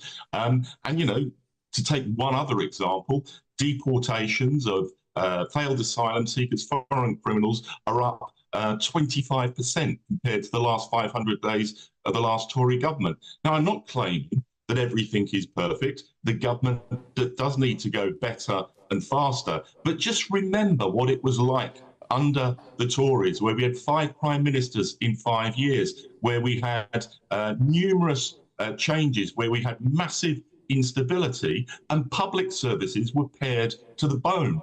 You know, that's the choice, that's the difference that this Labour government has started to make. Except, Bill, you've had 500 days, and the black hole which was supposedly filled in the last budget has grown considerably worse.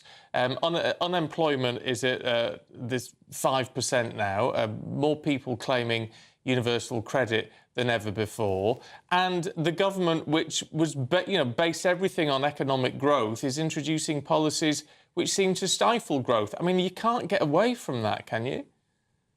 Well, the reality is that there are challenges economically, internationally.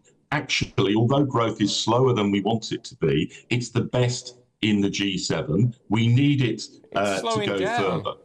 Slowing down. It's 0.1% in the last quarter. Look at the record of the first 6 months of this year, and it's the fastest growing economy in the G7. Do we need it to go faster? Yes, we do. And every policy that the government is directing is aimed at delivering that. And you talk about the black hole that we're facing in the budget. The biggest reason for that is the reclassification by the Office for the Budget Responsibility in terms of its judgment of productivity under the last Tory government, which it has significantly downgraded to the tune of £21 billion.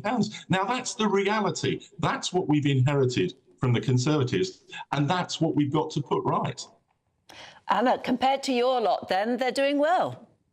Well, I'm sorry, you know, huge respect to Bill, but I'm afraid I think that was absolute nonsense, what Bill was just saying. The reason that we're in the position, Rachel is in the position she is in, is because of her own spending decisions. The first thing she did when she came into office was to take away pensioners' heating allowance and give record pay rises to train drivers, and then she gave the NHS another record £20 billion, for which we have seen no productivity increases whatsoever. And I'm afraid it is a bit rich for the Labour government to keep harping on about 14 years of the Tories, when, let's not forget, when the Tories came back in, there was absolutely no money.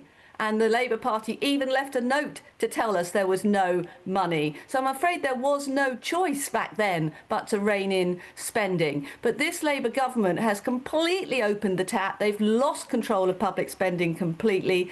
And that's why we're seeing inflation going up, joblessness going up, and growth tanking. It's a disaster. The biggest disaster is we keep hearing announcement after announcement, as we've heard today, about a new way to stop the boat. But this Labour government cannot get its business through the House. So whatever it's announcing, it's not necessarily going to be able to deliver. That is the biggest sign of a government which is failing. Tony Blair went years and years before he failed to get any business through the House. So I'm afraid the facts are clear. The writing's on the wall for Keir Starmer. It's not a question now of you know, will he lead this Labour government, failing Labour government, into the next election? You know, we know he won't. It's just, when does that change happen? All right, you two. We've got to leave it there. We've got to leave it there, Bill. I'm sorry, but really good to talk to both of you. Thank you. Yes, thank you. And after all that war, let's find a moment of peace now and have our daily reflection. The GB News Daily Reflection. Hi, I'm Richard England, Vicar of Crofton Parish. The people we need to forgive the most in our lives are usually the people closest to us, a partner, parents, children, siblings, work colleagues, neighbours maybe, the people we're closest to. One of the keys to a successful marriage, for example, is that both parties find ways to forgive, to let go of the countless little things that wind them up about the other person. And when a marriage starts to deteriorate, those little things become magnified and feel almost unforgivable. Now, of course, sometimes the people closest to us do really terrible things. In that situation, any conversation around forgiveness has to be handled really carefully. But even in a relationship that's pretty harmonious, a lot of forgiving is needed. One of the Old Testament Psalms says of God, "If you, Lord, kept a record of sins, who could stand? But with you there is forgiveness, so that we can with reverence serve you." God sees all of the things we do and say that are thoughtless and hurtful, and yet still offers forgiveness if we ask for it. So forgiveness is the way that God maintains a relationship with us, and forgiveness is the way that we maintain our relationships too.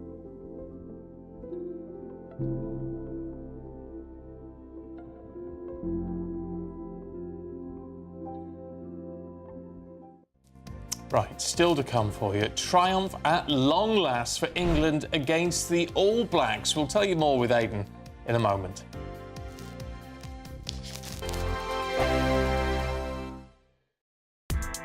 Join me, Nana Akwe, for an informative, interactive news programme with a difference.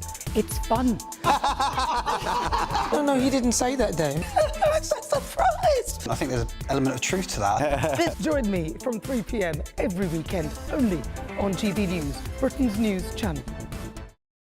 You want to know what's really going on in the corridors of power? Labour don't know what to do with you half the time, and that makes you quite lethal in the chamber. Get behind the headlines with Chopper's Political Podcast. Join me, Christopher Hope, as I sit down with the great and the good of British politics. We'll see where this ruling takes us. These are the stories shaping our nation. Chopper's Political Podcast, available now on all platforms. Listen in and stay ahead. Britain was once the envy of the world. But look around. A nation that no longer knows what it is or where it's going. A country that's broken. How do we fix Britain? How do we bring it back? Friday night with Matt Goodwin at 8 p.m. only on GB News. Decisions made in Washington aren't just shaping America, they're shaping Britain too. From migration to global security, from crime to health. Whatever happens in the White House today will be felt in your town or city tomorrow. That's why The Late Show is live from Washington, D.C. Cutting through the politics to show you what it all means for Britain. The Late Show live every night at midnight. Only on GB News, Britain's news channel. No matter the state it's in, this is our nation. Join me, Jacob Rees-Mogg, for a genuine, honest discussion on where we have been, where we are going, and where we are with the people who set the direction. Tune in to State of the Nation every Monday to Thursday, 8 to 9 o'clock. Only on GB News. Exciting news. Every Friday, my Patrick Christies Tonight Show is going to have a twist to it. We're welcoming some special guests. You. That's right, on Fridays I'm going to be doing my show in front of a live studio audience because this show is about you and what you have to say. It's going to be the same big debates, same big topics, same big opinions, but every Friday night at 9 p.m. you are invited to come on down to Patrick Christies Tonight to be a part of the action. Only on GB News, the People's Channel, Britain's news channel. Hi, I'm Michelle Dewberry, and my show is your opportunity to cut through all the noise and dive in headfirst to some robust debates. Ideas clash. Situation, No, isn't it? no, Because the failure is you're deliberately avoiding my point. Nothing's held back, And if you think this is the end of it, wait for more. and we do not shy away from the difficult stuff. Sometimes I want to shake people and say, if only you understood. So join me on Jubes and Co weeknights at 6 p.m. only on GB News, Britain's news channel.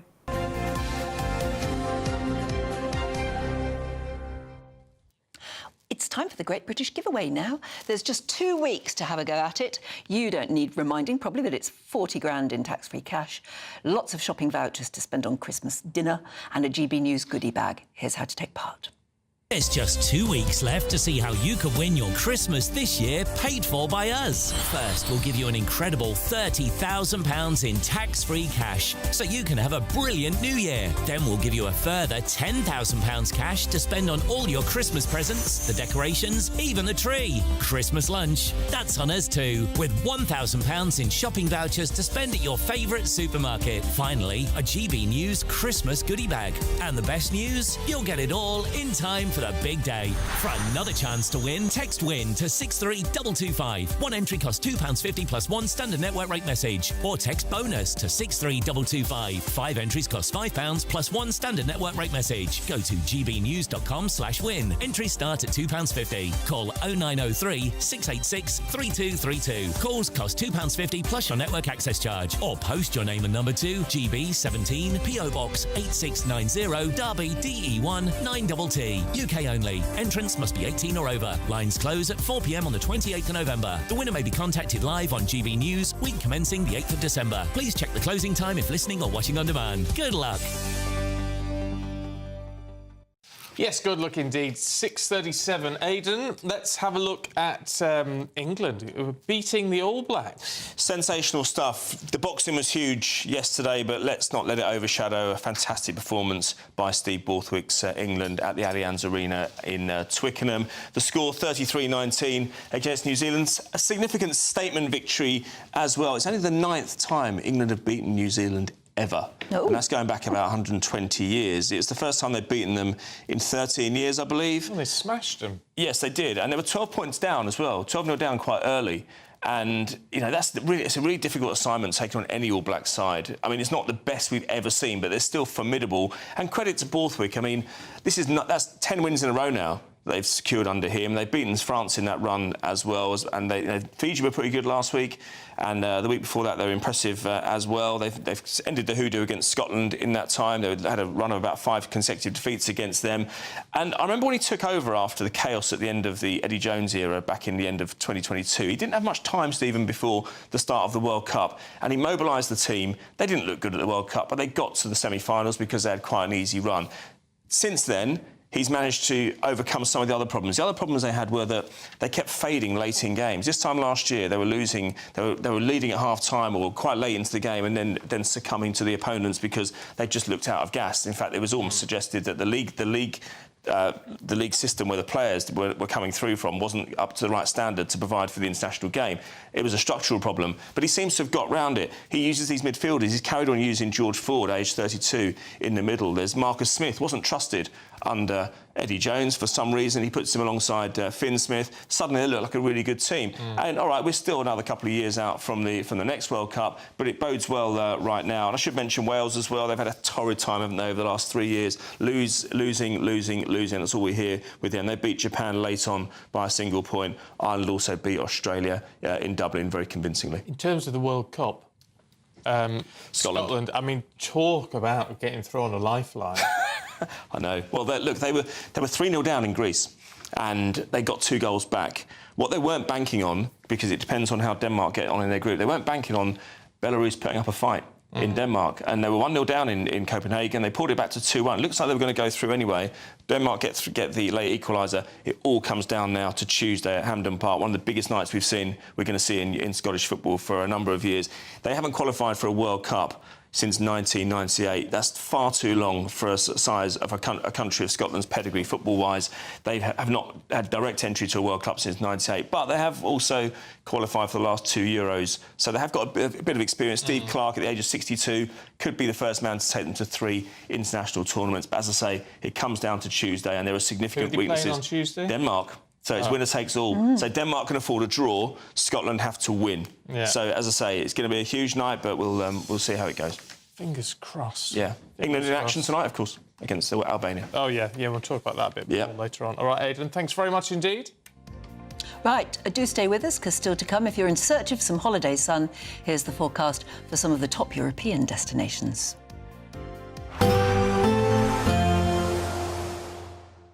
Can't wait to get in that sea. Lovely and warm. Just like the feeling of having great travel insurance. All Clear Travel Insurance sponsors GB News Travel Destinations forecast. Not so much sun across parts of Europe, particularly in the west, spells of rain and some strong winds here. We're also expecting some thunderstorms across parts of the Balkans and Greece. We've still got the remnants of Storm Claudia, bringing spells of rain, strong winds to parts of Portugal, Spain and also northern Morocco. Plenty of showers across central parts of the Mediterranean. These showers turning heavy and thundery across parts of the Balkans and areas of Greece. A mix of sunshine and further showers into next week, and feeling a little bit cooler than of late as well.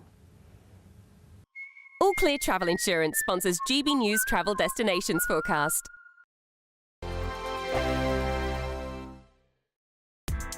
Join me, Nana Akweer, for an informative, interactive news programme with a difference. It's fun. No, you didn't say that, Dave. I'm so surprised. I think there's an element of truth to that. Join me from 3 p.m. every weekend, only on GB News, Britain's news channel.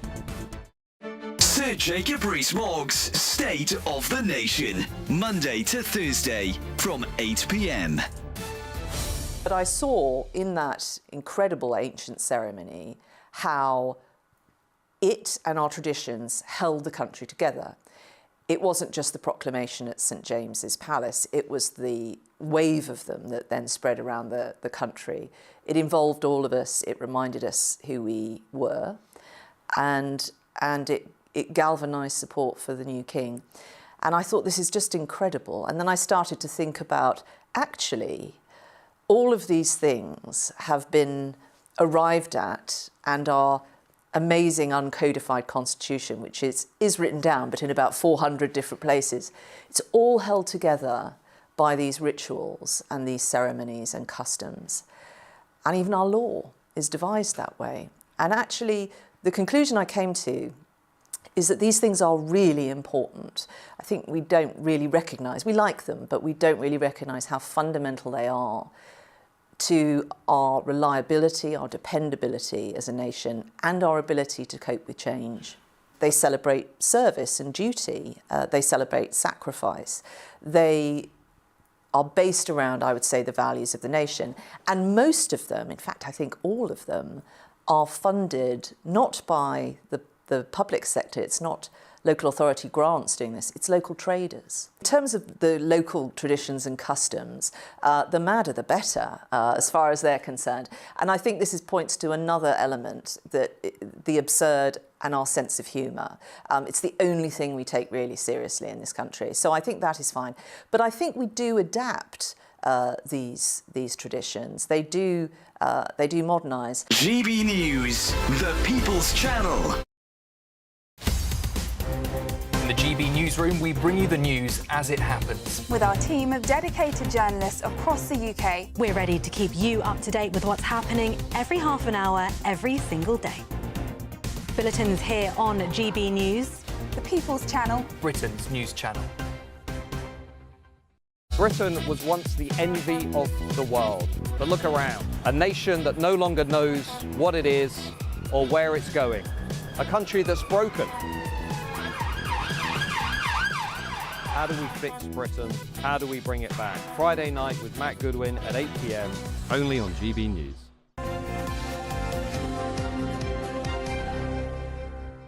$7:44, I'm going through the papers with Rafe Haydale-Mancu and Emma Wolfe. Good morning to you both. Good morning. Rafe, can we have a look at Gets My Goat? Mail on Sunday.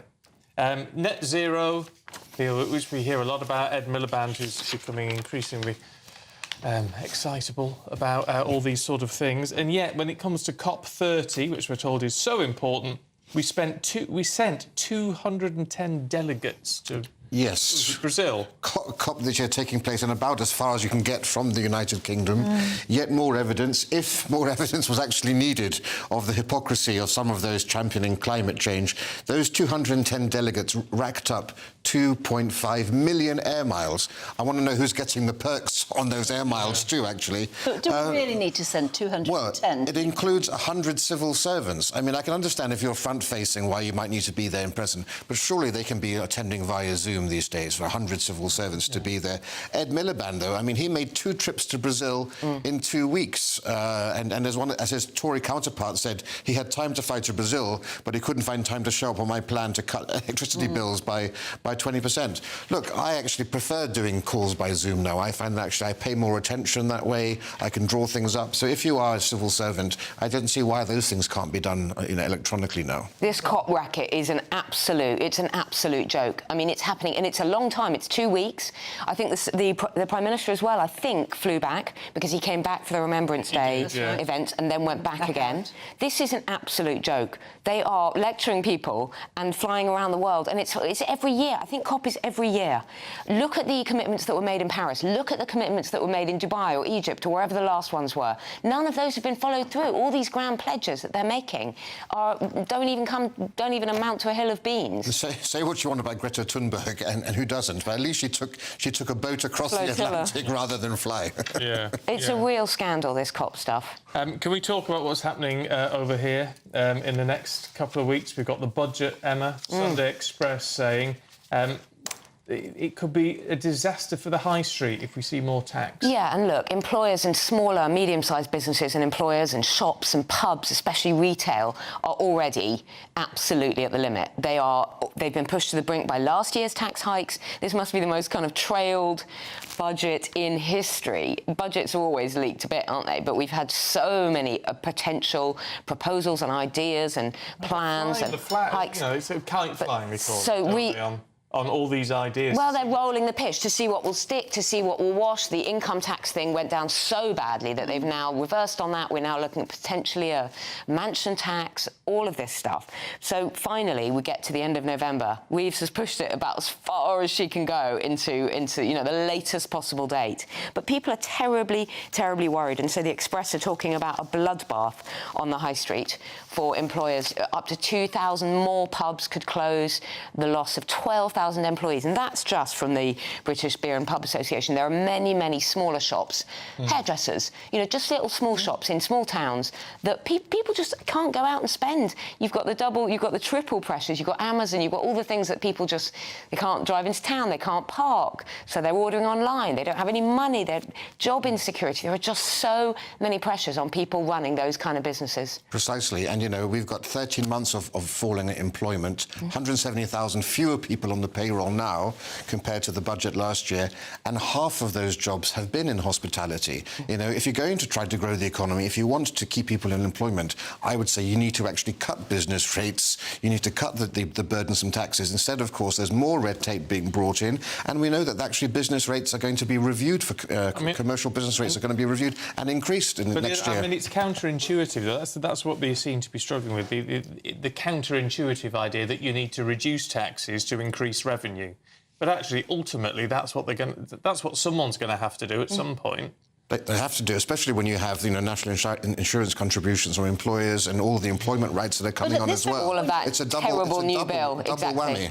At this very point in our economic history, would any other government be making any better decisions? Well, I think firstly the Employers' Rights Bill, which is going to be such a stress and a burden and a financial risk for employers. The cost of employment is so high, but also I think the uncertainty, the lack of confidence, the lack of credibility means that people are not investing. This is not now a country where you think, do you know what? I am going to expand there. I am going to open up a new chain of shops. I am going to keep going with that venture.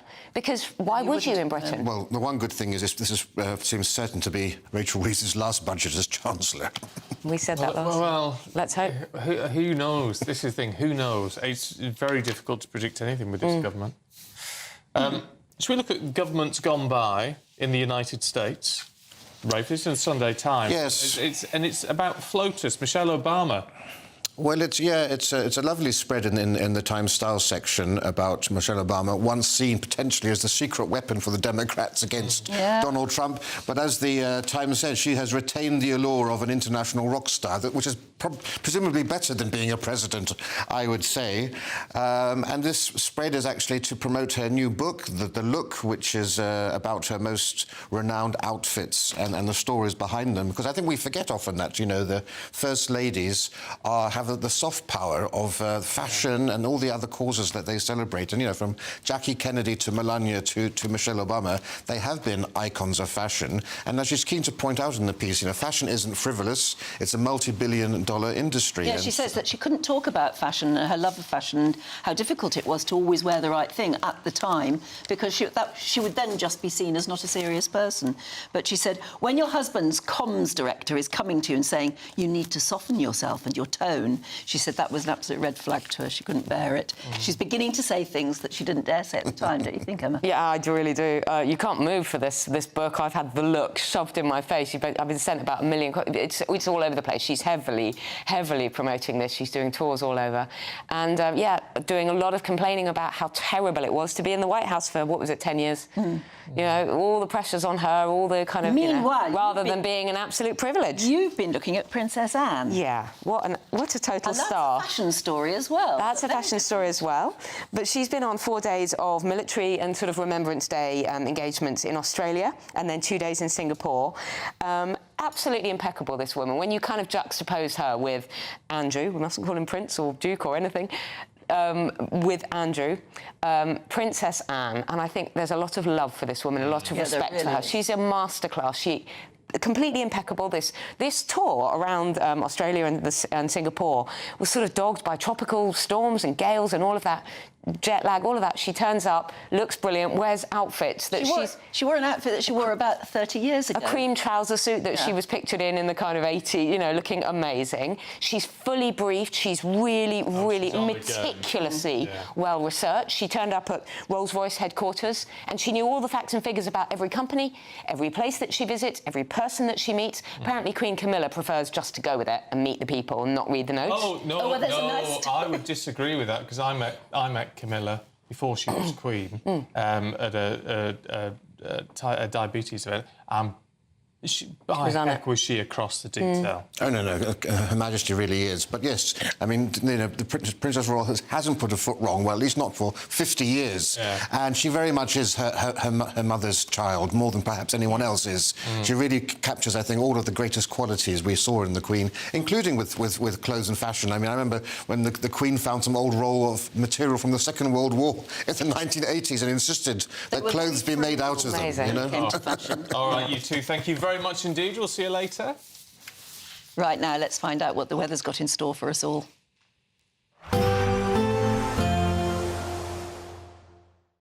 Today, clouds overhead, total zen within. Boxed Solar sponsors the weather on GB News. Hello there, good morning. Welcome to your GB News weather update from the Met Office. Quite a chilly start this morning with some frost in places. Otherwise, there will be lots of sunshine, feeling a lot colder than of late, though. Now, there could be some quite murky conditions across the south to start, some drizzle and possible fog, but this should eventually clear through the course of the morning, and actually there'll be lots of sunshine across the country. We can't rule out some showers across the far north of Scotland, also any exposed North Sea coast, but for most, dry, plenty of sunshine, though feeling cold. Highs reaching around 10 to 11 degrees across the south, but feeling much colder in exposed spots where you really catch that brisk northerly wind. Now, any lingering cloud across the south soon clearing away, leaving plenty of clear skies. So it is going to be turning much chillier, and that's fairly similar across Wales, northern parts of England and also Northern Ireland. But still can't rule out some showers just starting to scoot through into exposed coasts. And similar conditions across Scotland too. Still some showers possible around coastal areas, but remaining mostly dry in inland areas. And through the course of the night, those clear skies will stick around. So so it is going to be turning very cold, and we are expecting quite a frosty night, particularly across Scotland, Northern Ireland and northern parts of England. Some patchy frost across Wales, central and southern England, though perhaps less so across the far southeast. So still some quite blustery winds around North Sea coasts, but for all it is going to be a much chillier start to the new working week. Now, the good news is, although still quite cold, there is going to be lots of dry weather and even lots of sunshine. Though once again, we can't rule out some blustery showers just moving into North Sea coast. Some of these could bring a little bit of sprinkling of snow across any high ground, but otherwise dry with some sunshine and temperatures returning to average for this time in November, feeling much colder with highs reaching between 8 to 9 degrees Celsius. Today, clouds overhead. Total zen within. Box Solar sponsors the weather on GB News. There's just 2 weeks left to see how you could win your Christmas this year paid for by us. First, we'll give you an incredible £30,000 in tax-free cash. Then we'll give you a further £10,000 cash to spend on all your Christmas presents, even the tree. Christmas lunch, that's on us too, with £1,000 in shopping vouchers to spend at your favourite supermarket. Finally, a GB News Christmas goodie bag. For another chance to win, text WIN to 63225. One entry costs £2.50 plus one standard network rate message, or text BONUS to 63225. 5 entries cost £5 plus one standard network rate message. Go to gbnews.com/win. Entries start at £2.50. Call 0903 686 3232. Calls cost £2.50 plus your network access charge, or post your name and number to GB17 PO Box 8690 Derby DE1 9TT. UK only. Entrance must be 18 or over. Lines close at 4 p.m. on the 28th of November. Please check the closing time if listening or watching on demand. Decisions made in Washington aren't just shaping America, they're shaping Britain too. From migration to global security, from crime to health. Whatever happens in the White House today will be felt in your town or city tomorrow. That's why The Late Show is live from Washington, D.C. Cutting through the politics to show you what it all means for Britain. The Late Show live every night at midnight. Only on GB News, Britain's news channel. No matter the state it's in, this is our nation. Join me, Jacob Rees-Mogg, for a genuine, honest discussion on where we have been, where we are going, and where we are with the people who set the direction. Tune in to State of the Nation every Monday to Thursday, 8 to 9 o'clock. Only on GB News. Bold. They are under no illusion. Ray. Are you a human trafficker? Boundless. I've had enough of the nonsense, and I'm not afraid to say it. Don't get us on the BBC. Every weeknight, I tear through the headlines. The smell of gasoline. Should we be worried about it? From Westminster madness to cultural war chaos. What I'm going to do now is they are throwing things out the car as we speak. Get ready, Britain. Here we go. Patrick Christies tonight, weeknights from 9 p.m, only on GB News, Britain's news channel. At GB News, we love to hear from you, our loyal community. So drop us a line at gbnews.com/yoursay. There you can talk to each other and also to the presenters live on air. gbnews.com/yoursay, because GB News is your channel, Britain's news channel. Join me, Nana Akweer, for an informative, interactive news programme with a difference. It's fun. No, he didn't say that, Dave. I'm so surprised. I think there's an element of truth to that. Join me from 3 p.m. every weekend, only on GB News, Britain's news channel. A really important thing about GB News, and it's brought something completely different to the landscape. The mainstream is all about keeping the status quo as it is, ticking along quite nicely. They don't want to ask difficult questions. GB News exists because there is a desperate need for fearless journalism that puts the people first. GB News came on the scene as a disruptor, and it has always been a disruptor ever since. Journalism in this country has been a cosy world full of groupthink until now. Well, the reality is that most British journalists are afraid. That's not GB News. Journalism is journalism at the end of the day, and we're not here to serve any masters. Our masters are our audience. We're here to talk about things in a way that have never been broadcast on British airways before. Do not miss a moment on GB News. The #1 news channel in the country.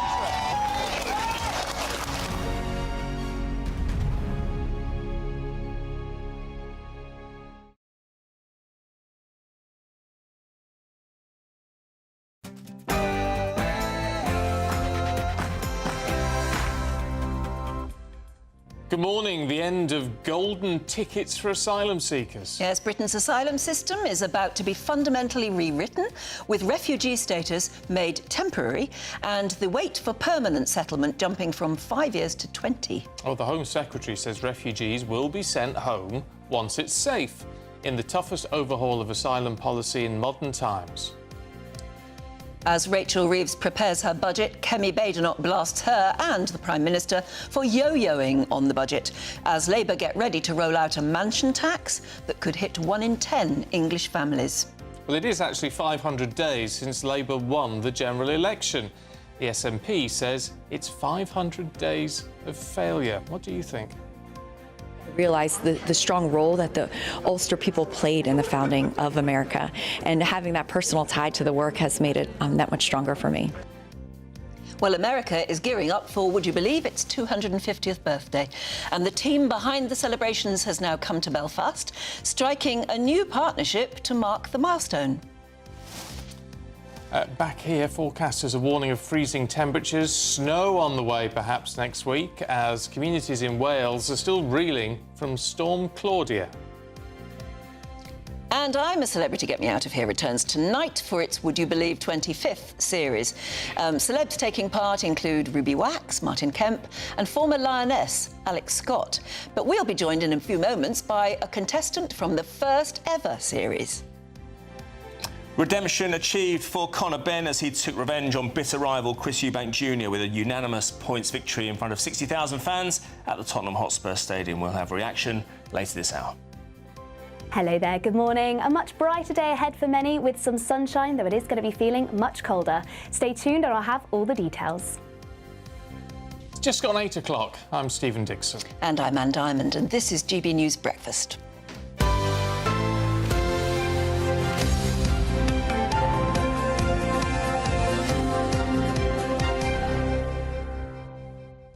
Problem with all this reality TV stuff, they're all well and good if you watch it, but if you don't watch it, you just feel so out the loop. Yes. Because it's on, it's on all the front pages, all the stuff about Kelly Brook in the Daily Star this morning just because she's wearing a bikini. I mean, it's like everywhere. It's all about Big Brother, like it's all about Strictly. I've never watched any of them. I always thought it'd be like that for someone who's not into football, but the World Cup's on.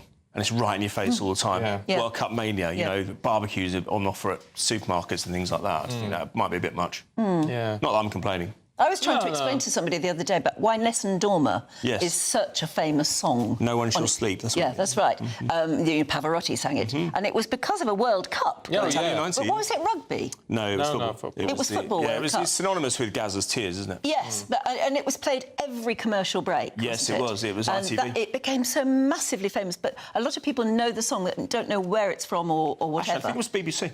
It was BBC actually. Well, used it. it must have been played as one of their trailers. It was the opening title sequences. It almost made the World Cup more famous than it would have otherwise been, didn't it? Yeah. Just that song. That's an incredible performance. Yeah. Yes, well, he did a gig the following year at Hyde Park in the rain, didn't he, Pavarotti? I'm not sure that would have happened. Oh, you went to it? Yeah, I went to that. I don't think that would happen. That was in 1991. Oh, was that? Yes, that was just September Pavarotti. 91. And Princess Diana was there, and it poured and poured and poured. And funnily enough, I had Fergie and the formerly Prince Andrew just sitting in front of me. I was in the second row back, and everybody had umbrellas, but their umbrella just poured into my lap completely. And I remember thinking, I wanted to knock them and say, take your umbrella down and get soaked like the rest of us, which in the end everybody did. 30 and quid Princess a ticket, Diana was absolutely streaming. 30 quid a ticket? Three I tennis? wouldn't. No, there weren't 3 of them, but Get off. It was just Pavarotti. Oh, you're terrible. You're the worst. You love that one. Ever. You're going to borrow that one, aren't you? You're the worst ever. Yeah.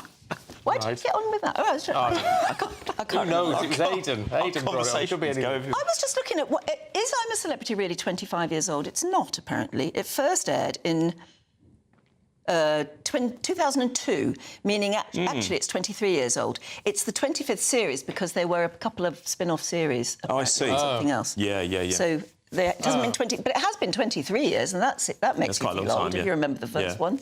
Yeah. Oh, but no, Christine Hamilton was in the same one with Nigel Benn, I remember it well. And Tony Blackburn, who won. Yeah. Oh, OK. Yeah. It must be hard, though, getting people getting people just to commit to it, because you have to go down to Australia. Yeah, you have to give up if months you want to go of the whole life. way. That's why they but they're pay not. big money. I know, but not everyone gets big money though. No, but the big ones do. The people who don't get big money, the people who are desperate for it to boost their career. Yes, I can understand them doing that. You know, and then it's the big money for people who don't actually need it, but, you know. And it is said they were really desperately trying to talk Angela Rayner into going. Really? And she would have been quite a pull, actually. Yeah, she would. Like her or loathe her, you Matt know, Hancock people would have did, didn't he? watched. Yes, Nigel Hancock. Did him quite a service, didn't it? Yeah. Well... not seen him much since. No. Anyway, look, let's have a look at our asylum system, should we? Because we talk about it an awful lot, don't we? It is now facing its biggest overhaul in a generation. The Home Secretary says the UK must end what she calls golden ticket deals that draw in record numbers of asylum seekers. Yes, now they're going to hail them as sweeping reforms, which will be unveiled this week. Refugee status will become strictly temporary, reviewed every 30 months, with a 20-year wait before anyone can even apply for settlement. Well, the government says the changes will strip out incentives to come to Britain and make it much easier to remove people once their home countries are deemed safe. Let's now speak to policing and crime commentator and former Labour advisor, Danny Shaw. A very good morning to you, Danny. Are these really going to be sweeping reforms? And is Shabana Mahmood the person who will be able to get them through? And will it be voted through? I mean, will there be enough of a vote to actually get these things done? Well, to answer your questions, Anne, good morning. I think these are the right reforms that Shabana Mahmood is proposing to try to reduce the pull factors, the attractions of coming to the UK, seen as a soft touch at the moment by, I think, many asylum seekers. And I think she will be able to get them through Parliament. Labour's got a big majority. Of course, there will be some Labour backbenchers who will be opposed to it, particularly those on the left who will be concerned about it. But I think that there's a big enough majority to get them through. I think the bigger question, and I've got absolutely no doubts about Shabana Mahmood's ability to drive them through. I think the bigger question is, will it be enough to see off the surge in support for reform that Labour's, faced with and presents a threat to them, particularly coming up to the next election, which is 3.5 years away. I think that's the bigger question, because it will take time for these reforms to go through Parliament. Some of them require some consultation first. For example, the removal of benefits. So there's going to be a consultation on that. And then putting them into place will require, again, a bit of time for the authorities to get, used to it, to get trained about how they're going to do it and so on. And then, there'll be a sort of, a time lag after that before there's any potential deterrent effect on people. So I think that's the bigger concern. But I think it's right. I think the system is unbalanced at the moment, and we do need some changes. I mean, it's interesting. It's the whole how people will view it in terms of country before party when it comes to this. It's interesting that Kemi Badenoch has already said, look, there would need to be discussion between the two parties, but as long as they can come to some agreement, she's basically welcoming this and saying, we're prepared to support you on this. Yes, I mean, look, it puts the Conservatives in a slightly tricky position, because these are tough new measures, which they would probably support in principle, and slightly surprising that they didn't sort of draft them when they were in office. They had many years to do that. And if they oppose them, then that, makes them look a bit weak and, and so on. So, I think for them, it's slightly tricky. They obviously want to go further and withdraw completely from the European Convention on Human Rights, as does Reform. And this is an attempt by Shabana Mahmood, along with some other plans that we're going to hear more about tomorrow, which is going to change the way that the convention applies to people who are seeking to stay in the UK and to people the government is trying to deport. This is an attempt really to sort of stave off the threat from leaving the European Convention on Human Rights and saying, look, we can tweak these laws, we can make them tougher, we can rebalance the system, we don't have to leave that convention. But because I think that is where the next election is going to be fought. It's going to be fought principally about, do we want to leave the European Convention on Human Rights or not? But interestingly on this, whereas there are a lot of things that people may welcome, I certainly haven't seen any mention of reducing the number of asylum approvals in this, because we approve far more asylum claims than most other EU countries. Well, I think the measures that are going to be set out tomorrow, Stephen, are going to be about Article 3 and Article 8 of the European Convention on Human Rights. So that's the right to private and family life and the freedom from sort of ill treatment and so on. And I think what you're going to see there is a rebalancing to give judges here a clear direction that they have to put the public interest and the safety of the UK first. They have to give that more of a priority and to try and reduce spurious claims on those grounds. Do you think she'll say that in so many... I think there are going to be some other measures as well. Do you think she will say that in so many words? Because I think people would like Yes. to hear that. I do think you're going to hear that. I think this is a typical example, Anne, of a major government announcement that's being trailed over a series of days. We had a bit last weekend. We had some announcements on Friday, Saturday, and now today. Tomorrow, you're going to see more about that. Look, if it all comes together, in the way that it's intended, I think there will be a reduction in asylum claims, and I think there will be more people removed. The government's got a pretty good track record on that already. They've removed almost 50,000 in total, people with no right to stay, failed asylum seekers, foreign national offenders, which is up, I think, 16% on the previous 16 months before the government took office. I think you will see more people removed, but I think it's a question of time. It's going to take quite a lot of time. And then will that be enough to reduce the pull factors? Because I have to say the one thing, the evidence around pull factors about the attractions that draw asylum seekers to the UK are very mixed. It's not absolutely clear whether these sorts of measures, which were designed to reduce the attractiveness of the UK as a country, will actually have an effect, or whether people will still say, I don't care, I'm going to get to the UK, I'll go on a small boat, I'm going to give it a go and give it a chance. And that's still a possibility that we'll still see that. OK, Danny, good to see you. Thank you very much indeed. Time is going to be of the essence for this. As Danny says, this is maybe welcome, but it is going to be quite a slow process, and people are getting impatient. So we'll have to see what you think of that, ultimately. But, that may dominate, I suppose, the next few days and arguments about that. But then there's no doubt what's going to dominate the news after that, and that's the budget. The Conservative leader, Kemi Badenoch, has hit out at what she has described as constant yo-yoing from Rachel Reeves ahead of the budget, which, of course, is on the 26th of November. Yeah, writing in the Sunday Telegraph, she said there was no complex double bluff behind the mixed messaging around the budget, saying the truth is far simpler. We're witnessing government by guesswork. And that all comes as reports are emerging that the former Deputy Prime Minister, Angela Rayner, is literally offering cabinet roles to certain MPs in exchange for support. And that suggests that she is plotting a move against Keir Starmer. Let's talk to political commentator Suzanne Evans. Good morning, Suzanne. Nice to see you. What are we to make of all this? Let's talk about the budget first and foremost, because it is very hard to argue that this hasn't had to have been ripped up and rewritten 2 or 3 times so far. Yes, it's really quite shocking. Labour came to power on a manifesto, and basically they seem to have ripped that up in so very many different ways, and of course brought in a lot of other things that they said they wouldn't do either, perhaps the Chagos Islands being one of the major ones on people's minds.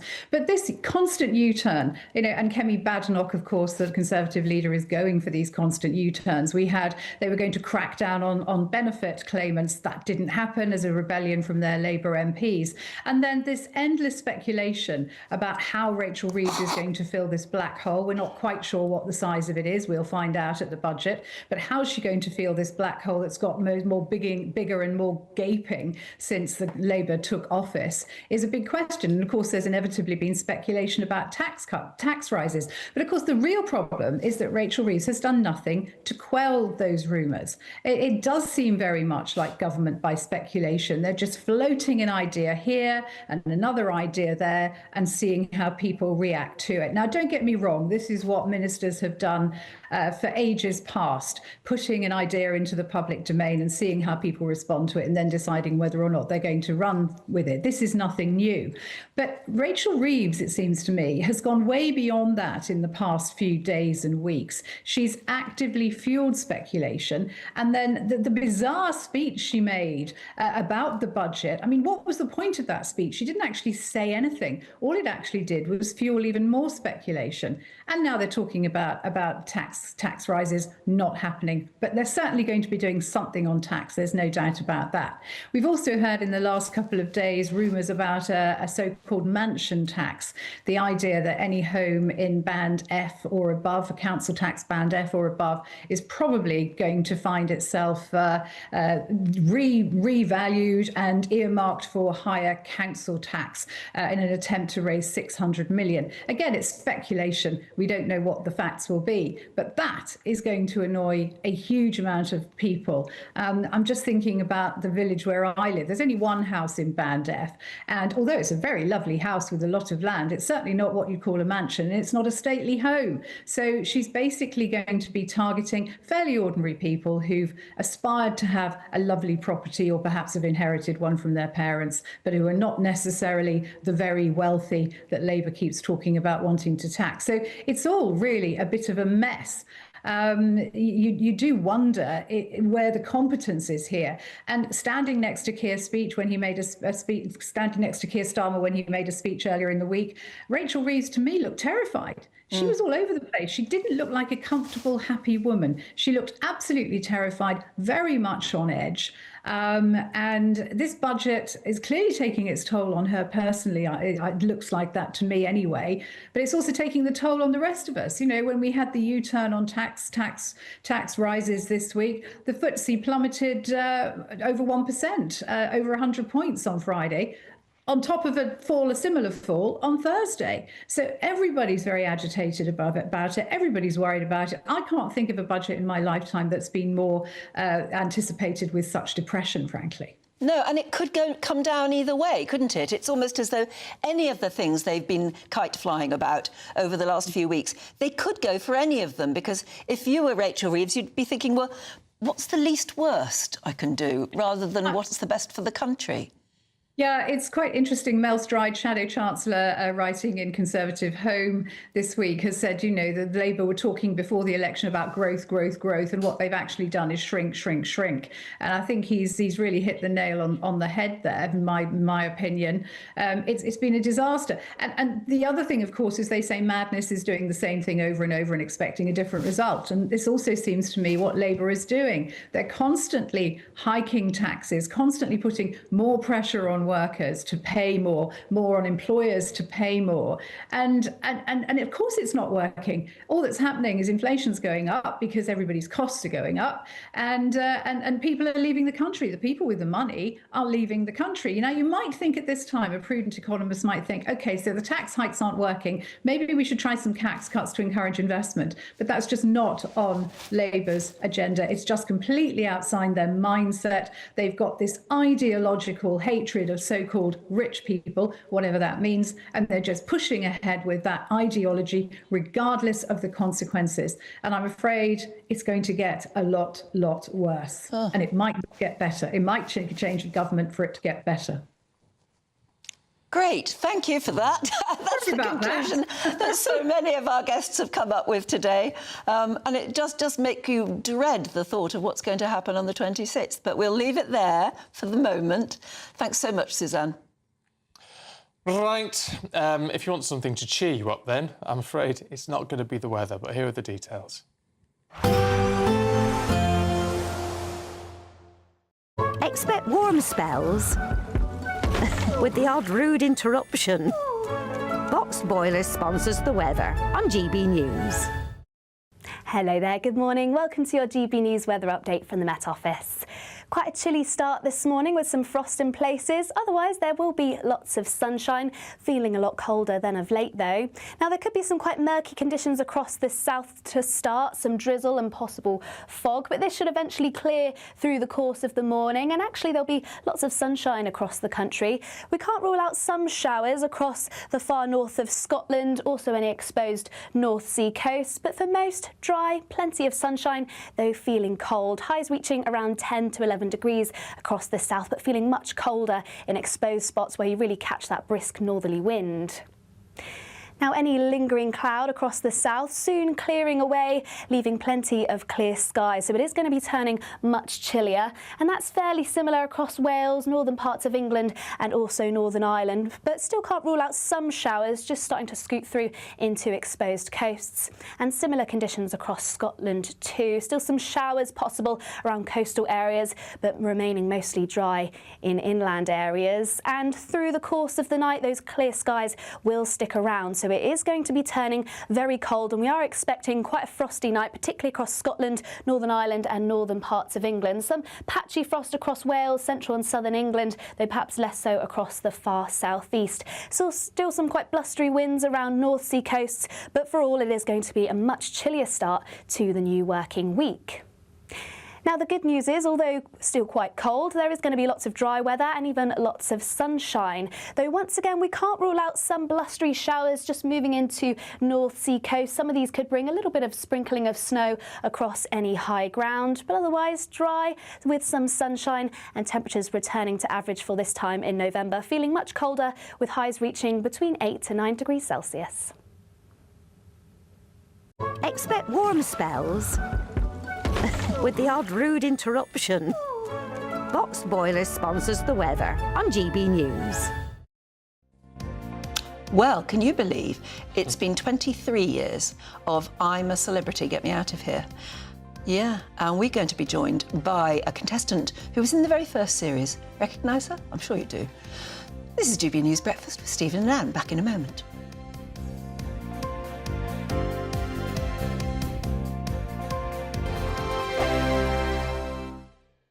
Westminster, the ultimate clique. And you're fighting like rats in a sack. But here on the Camilla Tominey Show, we ask the questions the establishment media is too scared to ask. OK, let me ask you a straight question, because I know you're a straight-talking politician. Whether it's net zero, illegal immigration or law and order, nothing is off limits. You had the power then. Yeah, as I and say, now you've lost it. That's the Camilla Tominey Show, a politics show that's fearless. But no, let me finish my question if you don't mind, because it is my show. Sundays at 9:30, only on GB News, the People's Channel, Britain's news channel. This is GB News, Britain's news channel. Last time I was here was with Buddy, my golden retriever, who joined me for the first 2,000 kilometre of my 13,000 kilometre triathlon from England to Everest. But this time we got back and we've just got a rescue dog, but Teddy, who's inspired our next adventure, our next charity expedition in aid of rescue dogs. So, yeah. I'm going to slow you down a tiny bit. Absolutely, there. that's You fine. said fairly quickly 13,000 kilometres. Yeah. So, tell me about the stages of that. So, yeah, so it was 6 months tomorrow, 6 months ago to the day, was on summit of Everest and completed the longest climb of Mount Everest in history. So it was 13,157 kilometres, which started with a swim across the English Channel and then a 12,000 kilometre bike ride across 18 countries to sea level in India, and then a 1,300 kilometre run and hike and climb from sea level to the top of Mount Everest. So it was the first triathlon to the top of the world and also the longest climb of Everest in history, which was for a great veterans charity called SABSIM, which makes mental health courses using wildlife and nature. And I studied zoology, massive animal lover myself, and now I've been back 6 months and we've just come across and rescued Teddy. It inspired our next little venture. I mean, the trip you undertook, the 13,000 kilometres, medical experts said it was impossible. Well, a lot of people said to me, a lot of experts said they're not sure if it's possible. You know, the question was that, you know, after nearly an 8,000-mile triathlon, would the human body then be capable of then climbing Everests? I lost 18 kilos, nearly died many times. The hardest day was on day one, actually, 18.5 hours across the channel. That was just day one of 237. But we made it in the end. It was for a great cause, and we kind of defied possible to show the most important message of my entire kind of expedition, that the only person that knows what's possible is looking in the mirror. GB News, the People's Channel. Join me, Nana Akwe, for an informative, interactive news programme with a difference. It's fun. No, he didn't say that, Dave. I'm so surprised. I think there's an element of truth to that. Join me from 3 p.m. every weekend, only on GB News, Britain's news channel.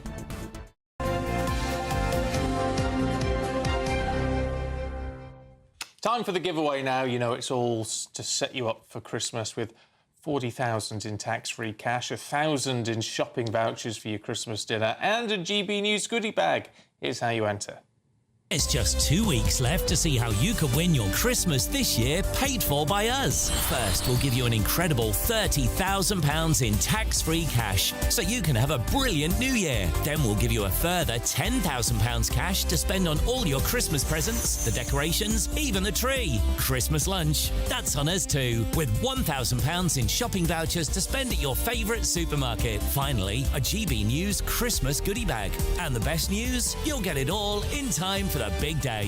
For another chance to win, text WIN to 63225. One entry costs £2.50 plus one standard network rate message. Or text BONUS to 63225. 5 entries cost £5 plus one standard network rate message. Go to gbnews.com/win. Entries start at £2.50. Call 0903 686 3232. Calls cost £2.50 plus your network access charge. Or post your name and number to GB17 PO Box 8690 Derby DE1 9TT. UK only. Entrance must be 18 or over. Lines close at 4 p.m. on the 28th of November. The winner may be contacted live on GB News, week commencing the 8th of December. Please check the closing time if listening or watching on demand. Good luck.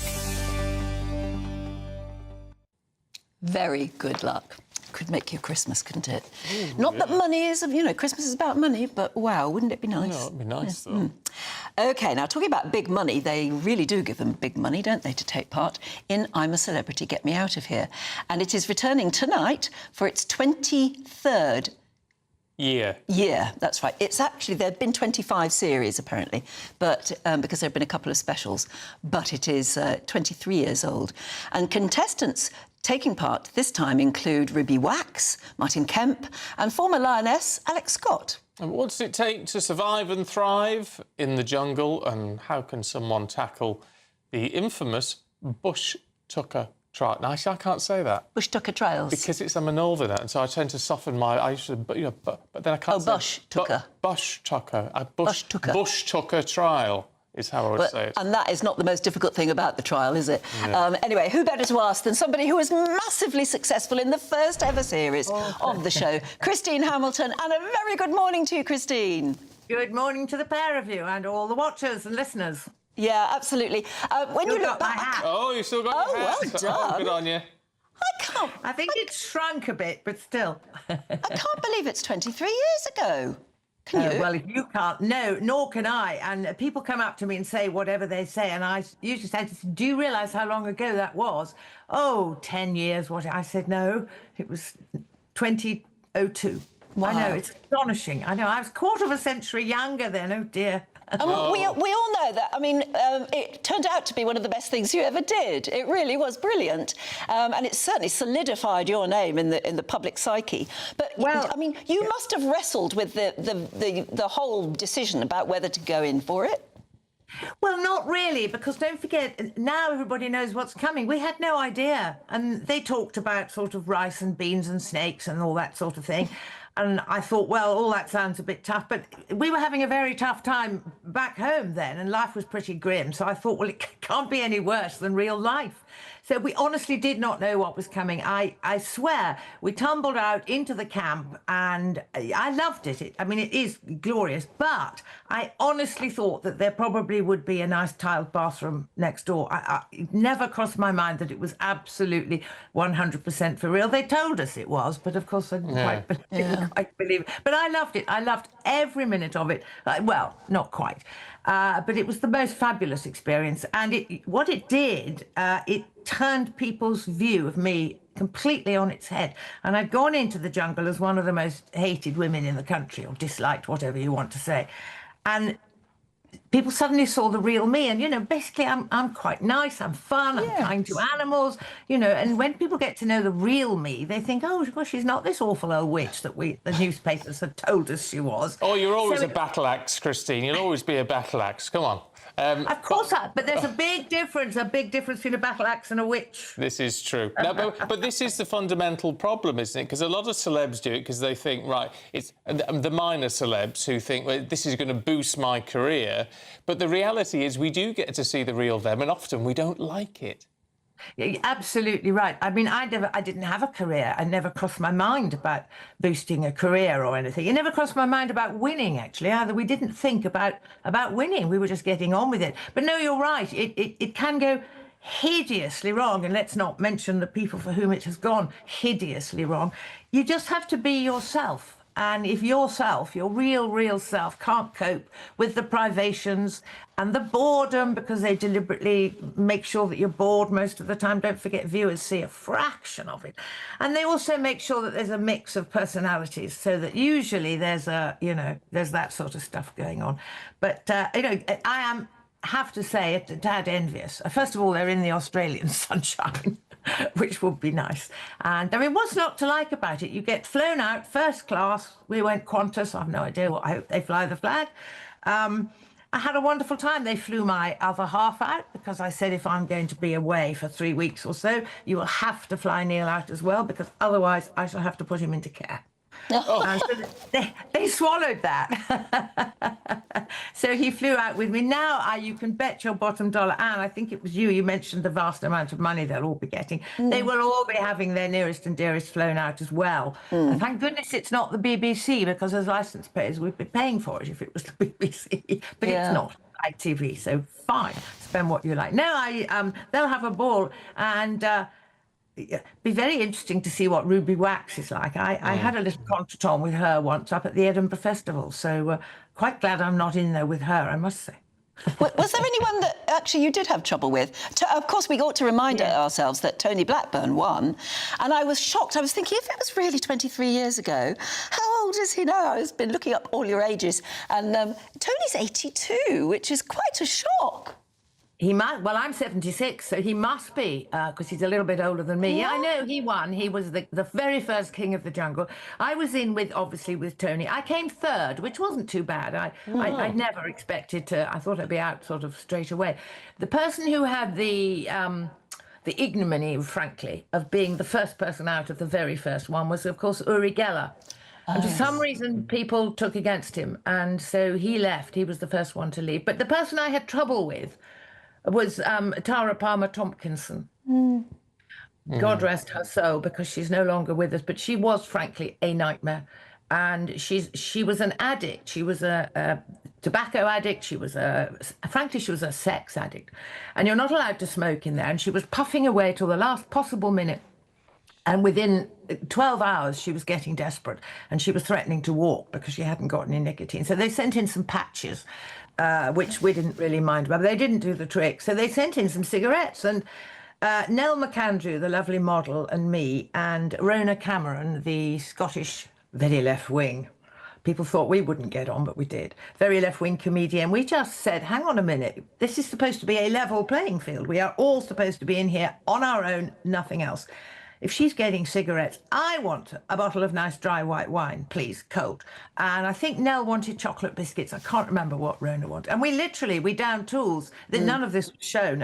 And we said, we're not playing this game anymore if you treat one of us better than the rest. So we got it. Got my alcohol. You got it? Yeah, well done. Yes. Well, we were serious. They just stood there, arms folded. We are not playing anymore. But good for you. It was lovely. And I'll tell you the nicest thing was when everybody, somebody was off doing a trial, somebody was off doing this ridiculous chest business, and it was quiet, and you could really hear the jungle. And then Tony would pipe up, "Oh, it's awfully quiet, isn't it? Oh, isn't it quiet?" because he has sort of DJ-itis, you know, you cannot have a minute. If you're on radio, you have to fill every second. So, dear Tony, it was like I said, I am slightly envious of them. But you know, it's got a lot tougher. The trials are worse. Everything is worse now because we wouldn't really bother to watch anymore if it was still everything has to be awful, doesn't it? Yeah. Everything has to be. And the other thing which they rumbled very quickly was that we, the public, sitting in the sort of flabby comfort of our armchairs, we love watching people eat all that ghastly stuff. We probably have to look away, but we do enjoy their discomfiture. So now, you know, lots of them will have to do the eating. Then there was just one, and that was Uri, and he set the standard. He was amazing. He just went. We didn't see it happening, but I've seen it since. He just went for it. He was amazing. So it was actually rather unfair that he was first out. But there we are. Yeah, and also, when where the cookie crumbles. Just very briefly, Christine. Yeah, go on. Go on. What did you want to say? Oh, I've forgotten. Oh, fine. Christine, that's 76 for you. That's 76 there for we you. go. Bye. Hey, there you go. Anyway, well done. Lovely to see you. Yeah, lovely to see you. Right, still to come, Aidan's going to be here looking at Conor Benn getting his revenge against Chris Eubank Jr.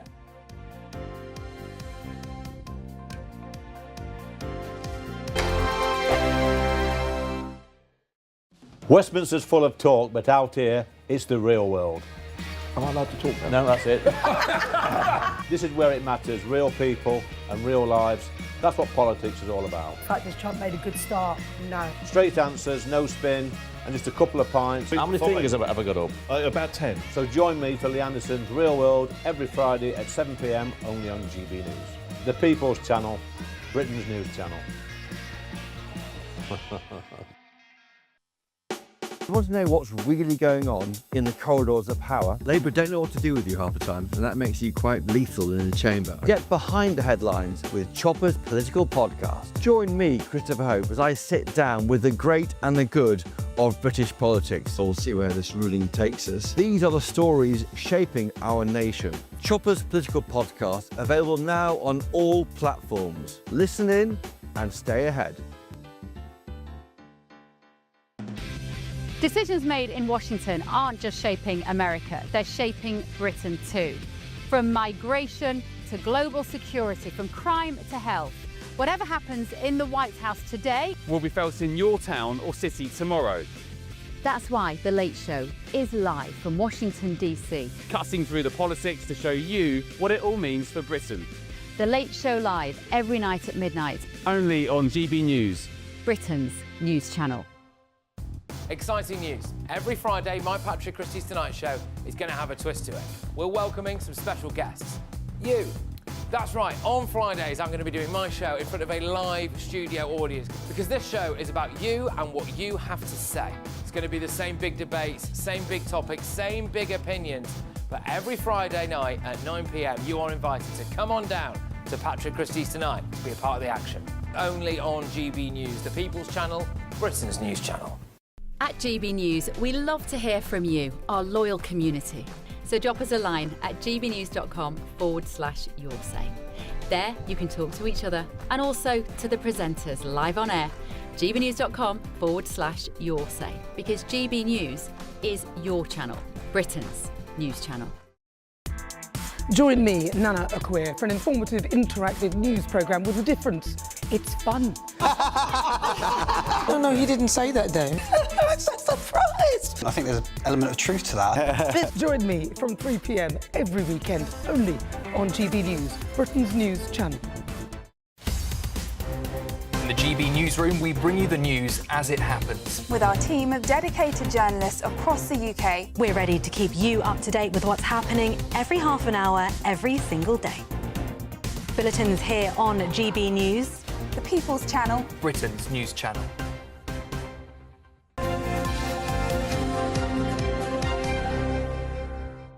What a cracking fight last night. Aidan? It certainly was. It certainly was. We certainly got a story anyway. Oh, it wasn't yeah. the best fight I've ever seen, but I was not expecting Conor Benn to prevail because I felt he lost quite convincingly last time in April. Eubank was a clear winner. But it was won convincingly last time. Oh, without doubt. I mean, there were lots of analysts, lots of pundits at ringside who reckon that Ben won every single round. I can't remember that happening of a fight that went the distance. He also knocked him down twice in the final round. If it got another 10 seconds, I think the referee just called it quits anyway. He was kind of saved by the belt, even though he was already losing. But that purse of £18 million, I mean, there's talk of a trilogy now. It's ridiculous money. I know, 10 million to Eubank, I think, and 8 million to Ben. But Conor Benn said afterwards that that's it, done now. I've got the win for my family. There's four fights now, including the parents. Why risk it? Exactly. But then, I don't know, risk it. Would you risk it for 18 million quid, though? Yeah. So I think he'd get the thick end of the check now, wouldn't he? If it was 18 million pounds again, he'll probably his terms. He's 29 years old as well, and that was the issue last night. And Eubank looked a very old 36 yesterday, not like he did in April. Possibly took him a little bit too lightly, but he looked. There's a phrase in boxing called "looking dead at the weight." That means that he'd just come down. He'd lost too much timber to get to that point. It's bad training, bad coaching, surely. Well, if you accept that gig, if you accept a catch weight, so that's when that's when a promoter says, "Well, you know, Ben Eubank, this is great. If only you were the same weight. Oh, hang on, could you just drop 11 pounds? You gain 11 pounds. That way you meet in the middle." Neither fighter, as we saw with Ben in the first fight, are fighting at their natural weight. So they're not going to be. I mean, the people are saying now that, or you know, those in the know are saying that Ben will now drop back to his more natural weight of maybe 154 pounds or 147. But it's not as simple as that, because you go to 147, you miss the power. You miss the power that got him through the fight last night. So it's a very tricky, very sort of delicate... But how long do you have to adjust your weight? You can get 2-3 months out of it, but it doesn't matter how long you've got it. You're still, if it's not your natural weight, you're still going to be uncomfortable. Ben didn't look that way last night. He acquitted himself extremely well. The pressure was on him as well, because that was a potential career ender for him, because if he lost 2 fights against Eubank and not really distinguished himself, he's not going to be a particularly good... I mean, they were all saying, you know, he's nothing much more than a street fighter. But he proved them wrong. That's a really good point, because in the first fight, that's what his father said. He said he went in there, he wasn't composed, he was street fighting, he was chucking pies, basically. Yeah. And last night, he was measured, he was controlled, he had the game plan. I didn't think he had to be particularly brilliant throughout the fight, but I just felt that he edged it throughout the fight. Frank Warren, we're going to speak to you now. Thanks for joining us here on GB News. Frank, what was your assessment of the fight overall last night? It turned out a pretty dull affair from the first one, that's for sure. And Chris Eubanks, you know, he just wasn't at the races. I found it difficult to even give him a round. And at the end, you know, the difference was one guy learnt from the first fight. He came out with a game plan, as you said. He had in Conor, he had a lot of composure. And he stuck to his game plan, but it wasn't an exciting spectacle. And I think, you know, Chris for me has always been somebody who I believe people think more of his ability than he's got. He's never done it. He's never won a world title. What's he now? 35, 36. 36, and he just wasn't at the races at all. And that was it. Every time he has to really step up in an important fight, he gets beat. And that, for him, was what happened. But they got magnificently paid, and quite rightly they deserved it. But it was you know, it was a bit of a letdown as far as the fight was concerned for me. What's next for both lads, Frank? I don't know whether Conor will go down again, Aidan, because as you just say, you know, it's all very well you come up a weight, and he's done that in his last 2 fights. Is he going to get comfortably down to a lighter weight? Maybe he may be able to, I'm sure he can do it, but will he feel more comfortable? The problem is when you look at the guys who are there at that weight that they fought last night, you're looking at the Crawfords, you're looking here at home in Hamza Shiraz. You know, for me, neither of those guys have got the beating of those two. You know, that it was a fight that was defined by their fathers. That's really what it was, and that's why everybody bought into it. If their name weren't Ben and Eubank, there would not be, that fight would not be on at Tottenham Hotspur in front of you know, the crowd that it had. And as I say, they're not. And at the moment, you know, Conor winning that fight, he comes from Essex. So does Hamza Shiraz. I don't believe Conor is the best fighter at that weight in Essex, where they both come from. I'd have the money on my man every day of the week. All right, listen, Frank, great to see you. Thanks for your insight, reflecting on last night, and we'll catch you again soon, hopefully. I look forward to it. All the best, mate. Cheers. Oh, nice gaff Frank's got there. He has got a nice gaff, yeah. Yeah, he has. That's years in the boxing game, that is. Oh, yeah, very nice too. All right, thanks, Aidan. Right, we've got the papers heading your way in just a moment with Emma and Rafe. First of all, though, if you're in search of some holiday sun, here's where you're going to have to go for it.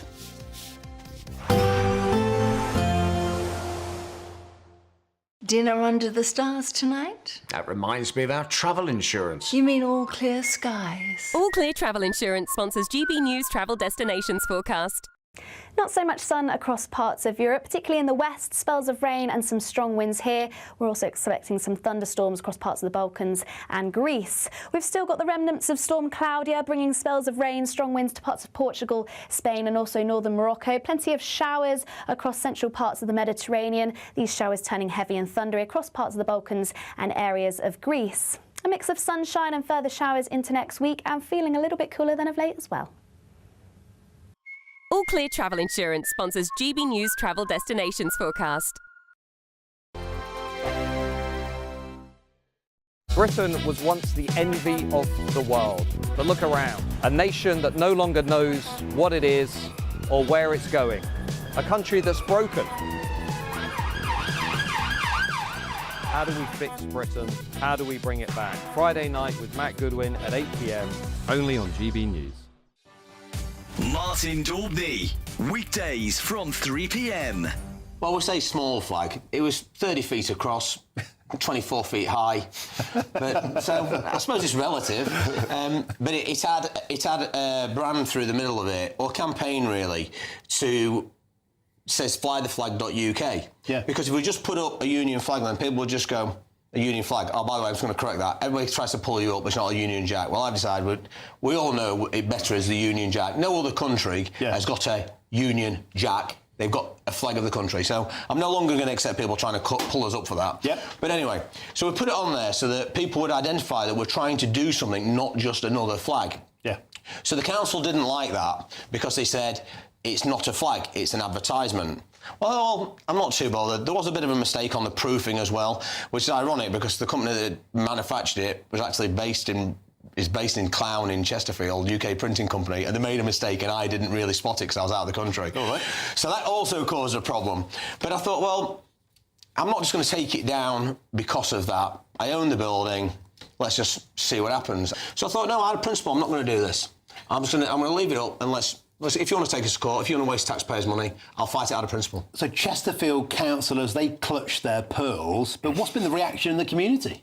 I would say 98, 99% positive. People going past, popping the router, thumbs up. Of the various different videos and images that have been up, we think we're nearly 3 million views, which is an estimate, but 99%, you're always going to get some dissenters. Some people want to call it racist, fascist. I think it's just the easy tropes to chuck out there that they've chucked out so much that they've lost all their meaning, really. GB News, the People's Channel. No matter the state it's in, this is our nation. Join me, Jacob Rees-Mogg, for a genuine, honest discussion on where we have been, where we are going, and where we are with the people who set the direction. Tune in to State of the Nation every Monday to Thursday, 8 to 9 o'clock. Only on GB News. Britain deserves a newsroom that puts the facts and your voice first. Well, and that's what you get on GB News. Lively debates, lively conversation. And we're not afraid to hold power to account. And each other. So join me, Andrew Pearce. And me, Miriam Gates, for Britain's Newsroom, weekdays from 9:30 on GB News.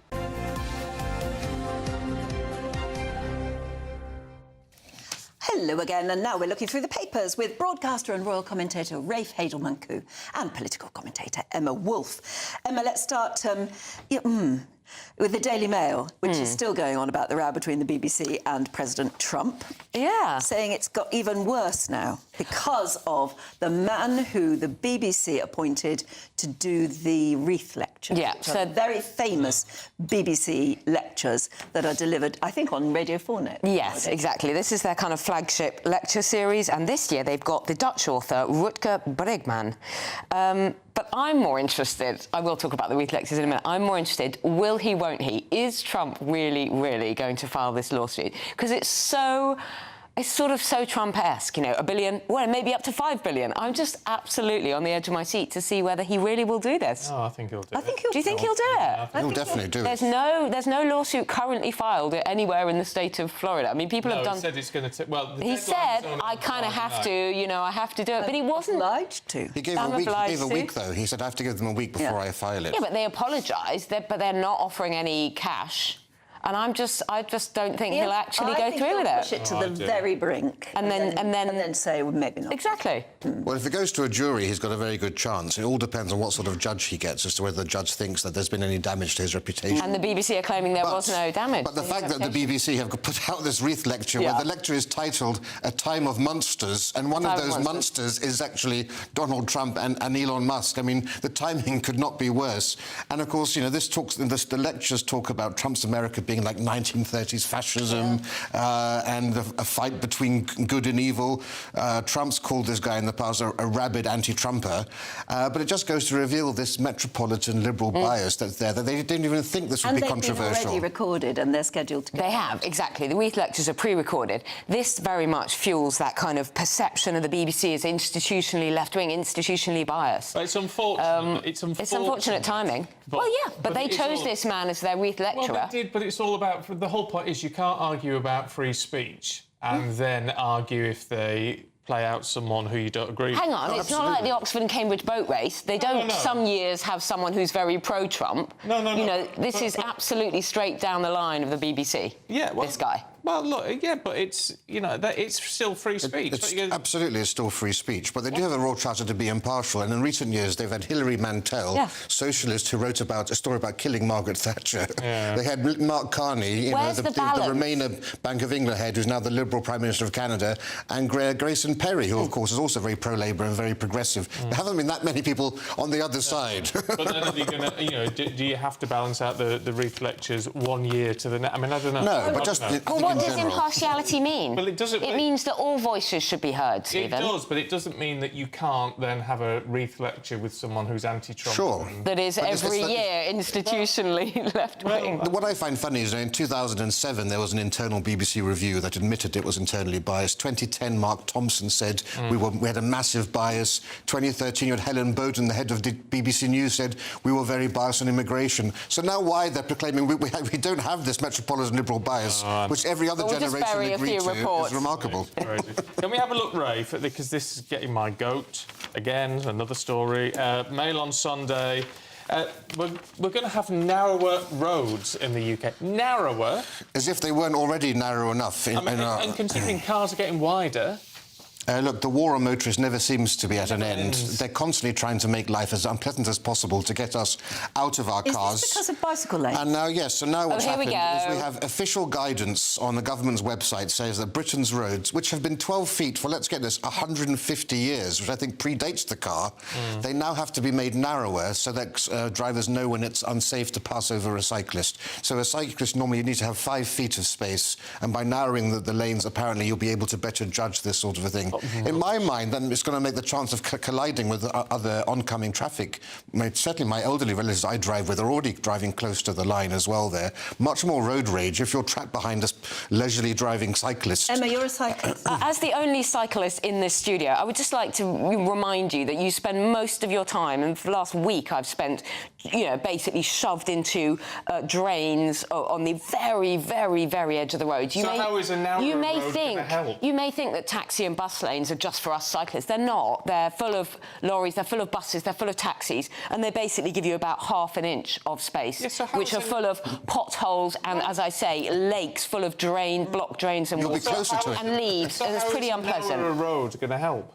I don't know about this narrow road. No. Is it giving a bit more space to the cycle lane and a bit less narrowed space to from the 12 cars? feet to 10 feet 8 inches. Well, it's not even when there is a cycle lane. I'm not defending the roads. The roads in this country are an absolute state, and they're full of potholes. Well, they're already too narrow. I mean, to get here by taxi, I have to go up Park Lane, which is a very busy street, and there's a bicycle lane. That's crazy, the way they've done that. In Hyde Park, there's a very nice bicycle lane right but 15 feet away. I don't know why on earth you need to have all of this What they've done infrastructure. around Park Lane and Mayfair is completely crazy. You've got these wide lanes, bollarded off. None of it makes sense. I don't know what they're for. Anyway. No, we're just going to end up being stuck behind bikes, and that will... You won't be stuck behind bikes. There'll just be less space for the cars. No, you'll be stuck behind. I've seen buses and so forth having to basically follow bicycles, and also it's anti-economic, right? You're trying to get more productivity in this country. If you've got delivery drivers and people going to meetings constantly late for everything, they're going to be able to do fewer deliveries. Completely agree. Businesses will become less profitable. It doesn't seem like a very sensible way to get an economy growing. I wonder if it's actually going to be more dangerous for cyclists as well.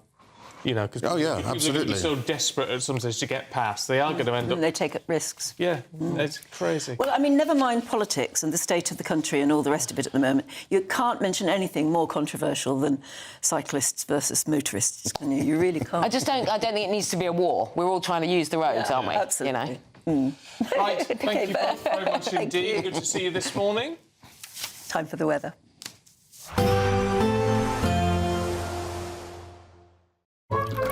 Warm and cosy, with a chance of zero visibility. Boxed Boilers sponsors the weather on GB News. Hello there, good morning. Welcome to your GB News weather update from the Met Office. Quite a chilly start this morning with some frost in places. Otherwise, there will be lots of sunshine, feeling a lot colder than of late, though. Now, there could be some quite murky conditions across the south to start, some drizzle and possible fog, but this should eventually clear through the course of the morning, and actually there'll be lots of sunshine across the country. We can't rule out some showers across the far north of Scotland, also any exposed North Sea coast, but for most, dry, plenty of sunshine, though feeling cold. Highs reaching around 10 to 11 degrees across the south, but feeling much colder in exposed spots where you really catch that brisk northerly wind. Now, any lingering cloud across the south soon clearing away, leaving plenty of clear skies. So it is going to be turning much chillier, and that's fairly similar across Wales, northern parts of England and also Northern Ireland. But still can't rule out some showers just starting to scoot through into exposed coasts. And similar conditions across Scotland too. Still some showers possible around coastal areas, but remaining mostly dry in inland areas. And through the course of the night, those clear skies will stick around. So it is going to be turning very cold, and we are expecting quite a frosty night, particularly across Scotland, Northern Ireland and northern parts of England. Some patchy frost across Wales, central and southern England, though perhaps less so across the far southeast. So still some quite blustery winds around North Sea coasts, but for all it is going to be a much chillier start to the new working week.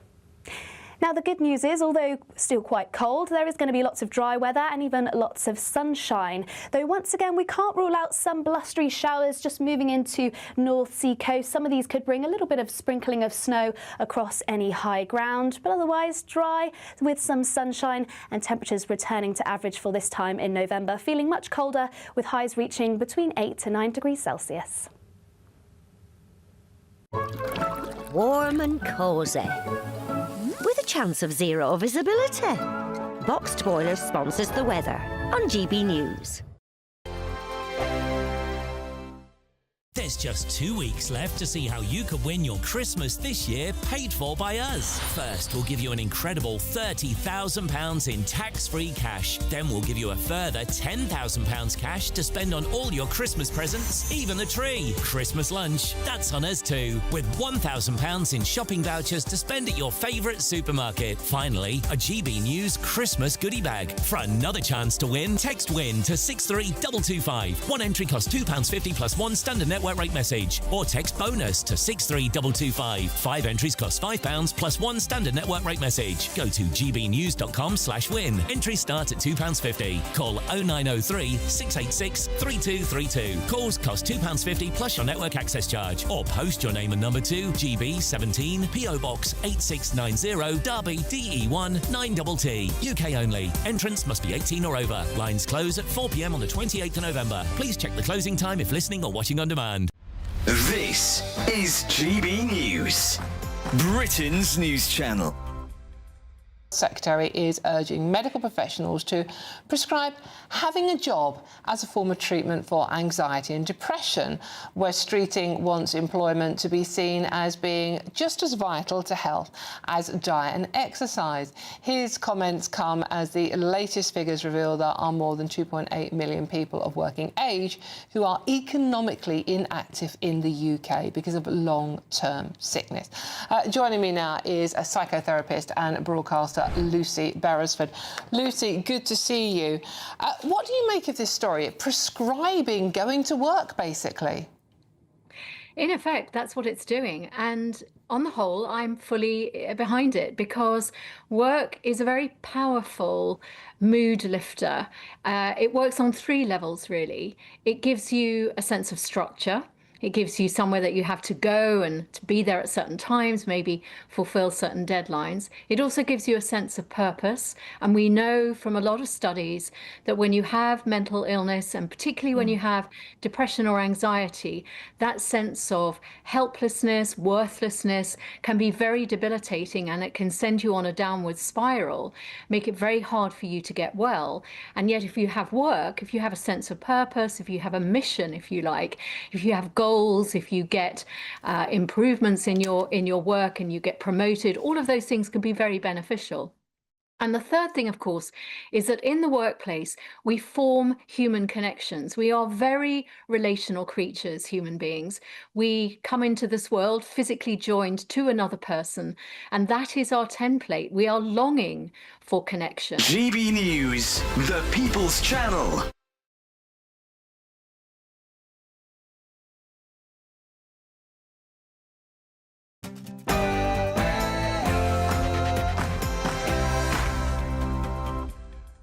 Good morning. The end of golden tickets for asylum seekers? Yes, Britain's asylum system is about to be fundamentally rewritten, with refugee status made temporary, and the wait for permanent settlement will have to jump from 5 years to 20. Well, the Home Secretary says refugees will be sent home once it's safe. And what she says is the toughest overhaul of the asylum policy in modern times. And there, of course, is Rachel Reeves, who's going to be delivering the budget on the 26th. Meanwhile, Kemi Badenoch, the Tory leader, has blasted her and Keir Starmer for yo-yoing on the budget. Apparently, they are getting ready to roll out a mansion tax. That's the latest one we're hearing about. Well, it's actually 500 days today since Labour won the general election. The SNP has said it's 500 days of failure. Realize the strong role that the Ulster people played in the founding of America, and having that personal tie to the work has made it that much stronger for me. Well, America is gearing up for its 250th birthday, and the team behind the celebrations has come now to Belfast, which they say is striking a new partnership to mark the milestone. Some good news for the weather. Forecasters are warning of freezing temperatures and snow on the way this week, as people in Wales are still reeling from flooding from Storm Claudia. Hello there, good morning. A much brighter day ahead for many with some sunshine, though it is going to be feeling much colder. Stay tuned and I'll have all the details.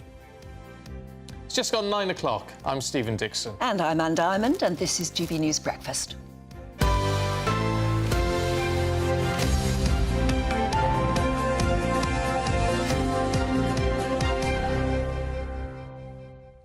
Well, it's going to be quite a week in politics this week, actually, because we're being told that Britain's asylum system is getting its biggest overhaul in a generation. The Home Secretary says the UK must end golden ticket deals that have been drawing record number of asylum seekers.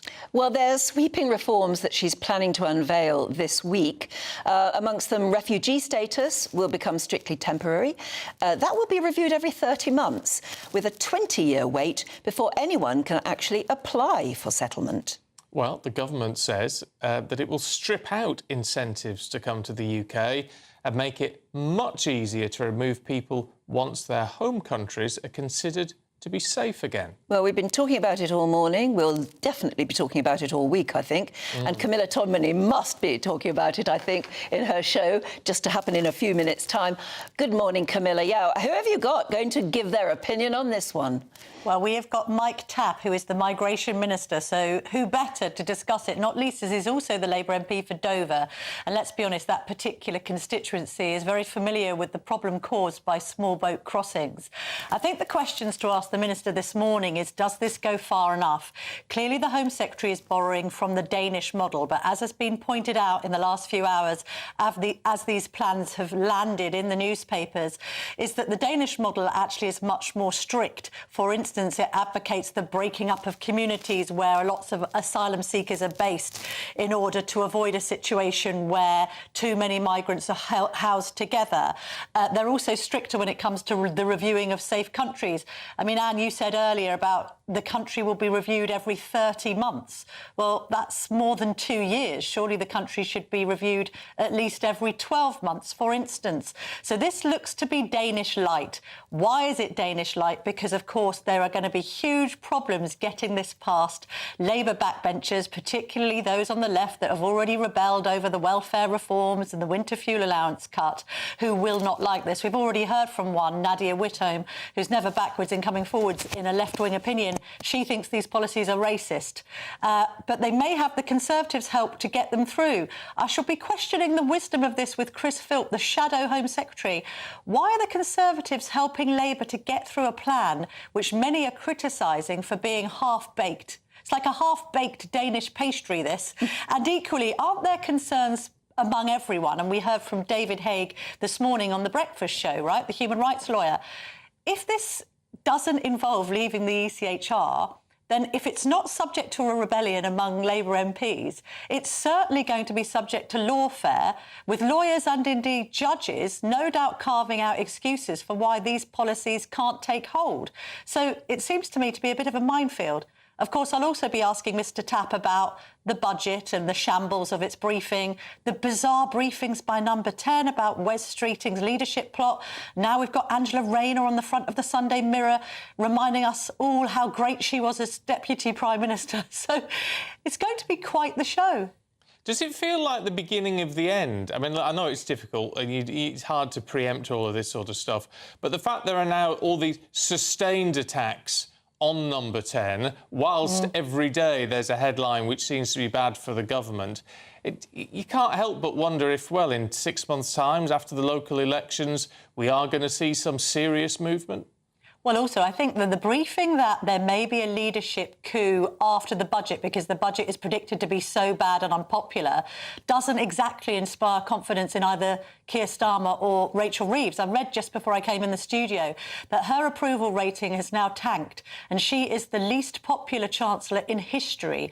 71% of the public disapprove of her, and that's before we've even got to November the 26th. I've actually got a really good guest to discuss all this as well, because Sir Anthony Selden, who has written biographies of all of the recent Prime Ministers, is currently writing a book about Keir Starmer and indeed Rishi Sunak. Are those two men united by one unfortunate trait, that they may be decent people, but they are terrible politicians? That's very interesting, and he sees things from a historical perspective as well. I wonder if he's ever seen the Prime Minister, Number 10, in such a mess. You wouldn't have thought it would get any worse, but it does seem to all the time, doesn't it? Anything else to tell us about? Well, we're also going to be having a look back at Bev's interview with Donald Trump. What a moment for GB News. What a delight it was to see our own coverage playing out across the airwaves, including, of course, on the BBC. Now, Trump piling on that pressure, having spoken to Bev and then spoken to reporters on Air Force One, saying, you know, I might not just sue the BBC for $1 billion, but $5 billion. So I should be putting that to all of our guests, because there are now questions being raised about if he succeeds in this lawsuit, who's going to pay this amount of money? There's a story on the front page of the Sunday Times saying, well, it can't come from the licence fee. Where does it come? And then, crucially, yet more pressure on Keir Starmer, because let's be honest, if he's such great mates with Donald Trump and has this uniquely special relationship with the White House, isn't it down to our own Prime Minister to try and ward off what could be a lawsuit that results in it being existentially difficult for the BBC. Let's put it like that. I mean, £5 billion.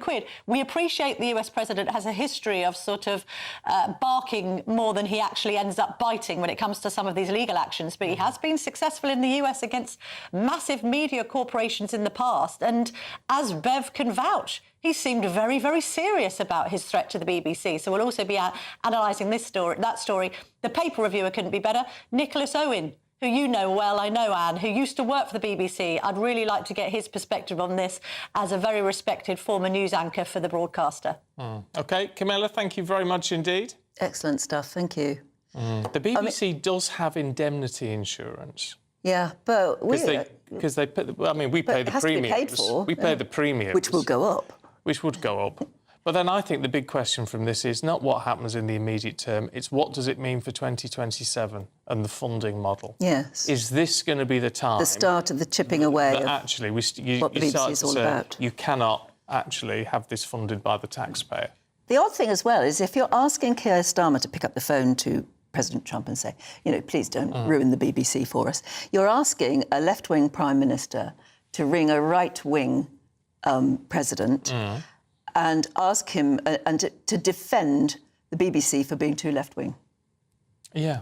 Which, you know, it won't sit well with him. It's not his natural ground, is it, to do that? No, And yet he did have he did appear to have a good relationship with President Trump, but how fragile could it be under these sort of circumstances? I just think this is probably the moment we need to. We've been talking about the licence fee for generations. Yeah.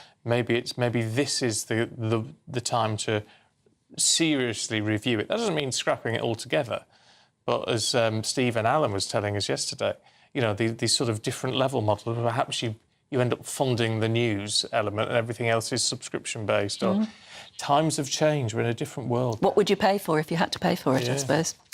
Right, next year, 2026, in case you've forgotten, is going to be the 250th anniversary of the signing of the Declaration of Independence in the United States. But the Declaration itself was only the start of the United States' journey to being a republic. And the body in charge of the celebrations now, the 250 Commission, has made its first visit outside of the US to Belfast, where it signed a memorandum of understanding with the Minister of Communities. Well, we sent our reporter Doogie Beattie along.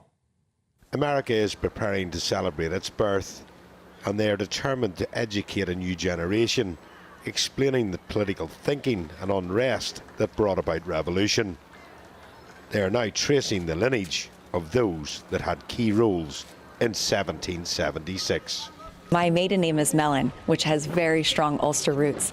And so as my family started learning more about our lineage and our ties to Northern Ireland, my parents came this summer and they got to spend a lot of time here. And it's really helped shape the way I'm helping to lead America 250. It's now become personal to me. And that I'm able to tie my heritage to this founding work. I don't think I realized the strong role that the Ulster people played in the founding of America. And having that personal tie to the work has made it that much stronger for me. The declaration was signed on the 4th of July, with only two names featuring, that of John Hancock and Charles Thompson. He was born in Northern Ireland and is best known for designing the seal of America, but his influence was much greater than that. Charles Thompson, for me personally, one of the most fascinating characters of the American Revolution. And he serves as the secretary of the Continental Congress from 1774 all the way through the Constitutional Convention in 1787. If there was one person who I wish I could have dinner with, it's probably Charles Thompson. While America enjoys its place in the world, its own history and culture have been somewhat set aside, and the committee want that explained to the new generation. I think to some degree, many Americans have forgotten why we had the Declaration of Independence in the first place. So this is also an opportunity to commemorate, to celebrate the document itself, the people that were behind it, the fortitude of those men and women, and what they were fighting for, and where we find ourselves today in the world. I think there's a lot to learn there, especially from Ulster. The roles played by the Scots, Irish and Welsh have formed that special relationship with Britain, but it may have been pushed into the historical archives. I think the story is really well known of the Irish immigrants to America in the 19th century, but less known is the story of those from Ulster in the 18th century who essentially founded the country, and that's a story worth telling. Dougie Beattie, GB News, Belfast. Because the Americans have still got Thanksgiving to come, haven't they? 28th. Is it the 28th of November? Ooh, I don't know. 27th. It's the 27th. Oh, right. And we all know that traditionally everybody tries to get together with family, don't they? And they have a great big turkey. Which brings to mind, what are you going to have for your Sunday roast today or Christmas dinner? Do you have a turkey? Well, I don't. No, you don't. No, nor do I. No. No, not roast. What do you have? Not roast. Oh, there you go. But are things changing? Well, our next guest thinks things are changing too much and that the traditional Sunday roast is under threat. We'll be talking to him in a couple of moments. Bold. They are under no illusion. Brave. Are you a human trafficker? Boundless. I've had enough of the nonsense, and I'm not afraid to say it. Don't get us on the BBC. Every weeknight, I tear through the headlines. The smell of gasoline. Should we be worried about it? From Westminster madness to cultural war chaos. What I'm going to do now is they are throwing things out the car as we speak. Get ready, Britain. Here we go. Patrick Christies tonight, weeknights from 9 p.m, only on GB News, Britain's news channel. Hi, I'm Michelle Dewberry, and my show is your opportunity to cut through all the noise and dive in headfirst to some robust debates. Ideas clash. Situation, No, isn't it? no, Because the failure is... You're deliberately avoiding my point. Nothing's held back. And if you think this is the end of it, wait for more. And we do not shy away from the difficult stuff. Sometimes I want to shake people and say, if only you understood. So join me on Dubes & Co. weeknights at 6 p.m, only on GB News, Britain's news channel. You want to know what's really going on in the corridors of power? Labour don't know what to do with you half the time, and that makes you quite lethal in the chamber. Get behind the headlines with Chopper's political podcast. Join me, Christopher Hope, as I sit down with the great and the good of British politics. We'll see where this ruling takes us. These are the stories shaping our nation. Chopper's political podcast, available now on all platforms. Listen in and stay ahead. From the school run to the home run, watch a new show for all of Britain. He can say whatever he wants. A straight-talking show where all voices are heard. And, you know, when are we going to stop talking about smashing the gangs and actually do it? With the stories that matter from every part of our country. There's a bit of a crash landing there for your Chancellor. Bold, fearless and standing up for you. That's me, Martin Daubney, 3 p.m. till 6 p.m, weekdays, here only on GB News. The People's Channel, Britain's news channel. Britain was once the envy of the world, but look around. A nation that no longer knows what it is or where it's going. A country that's broken. How do we fix Britain? How do we bring it back? Friday night with Matt Goodwin at 8 p.m, only on GB News. No matter the state it's in, this is our nation. Join me, Jacob Rees-Mogg, for a genuine, honest discussion on where we have been, where we are going, and where we are with the people who set the direction. Tune in to State of the Nation every Monday to Thursday, 8 to 9 o'clock, only on GB News. Britain deserves a newsroom that puts the facts and your voice first. Well, and that's what you get on GB News. Lively debates, lively conversation. And we're not afraid to hold power to account. And each other. So join me, Andrew Pierce. And me, Miriam Cates, for Britain's Newsroom, weekdays from 9:30 on GB News.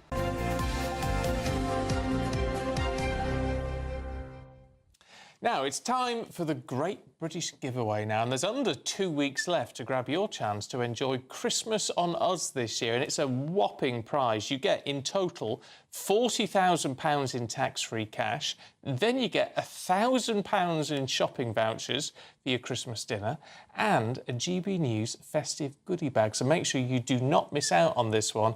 Here are all the details that you need.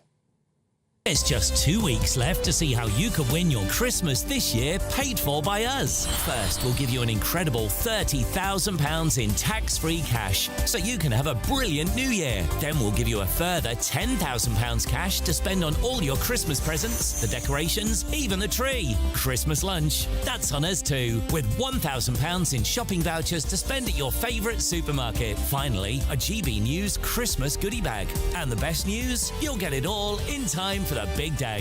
For another chance to win, text WIN to 63225. One entry costs £2.50 plus one standard network rate message. Or text BONUS to 63225. 5 entries cost £5 plus one standard network rate message. Go to gbnews.com/win. Entries start at £2.50. Call 0903 686 3232. Calls cost £2.50 plus your network access charge. Or post your name and number to GB 17 PO Box 8690 Derby DE1 9TT. UK only. Entrance must be 18 or over. Lines close at 4 p.m. on the 28th of November. The winner may be contacted live on GB News, week commencing the 8th of December. Please check the closing time if listening or watching on demand. Good luck. Now, I've come up with a great idea. If you think £1,000 is too much to spend on one Christmas lunch, get some of those really expensive and rather fancy crackers.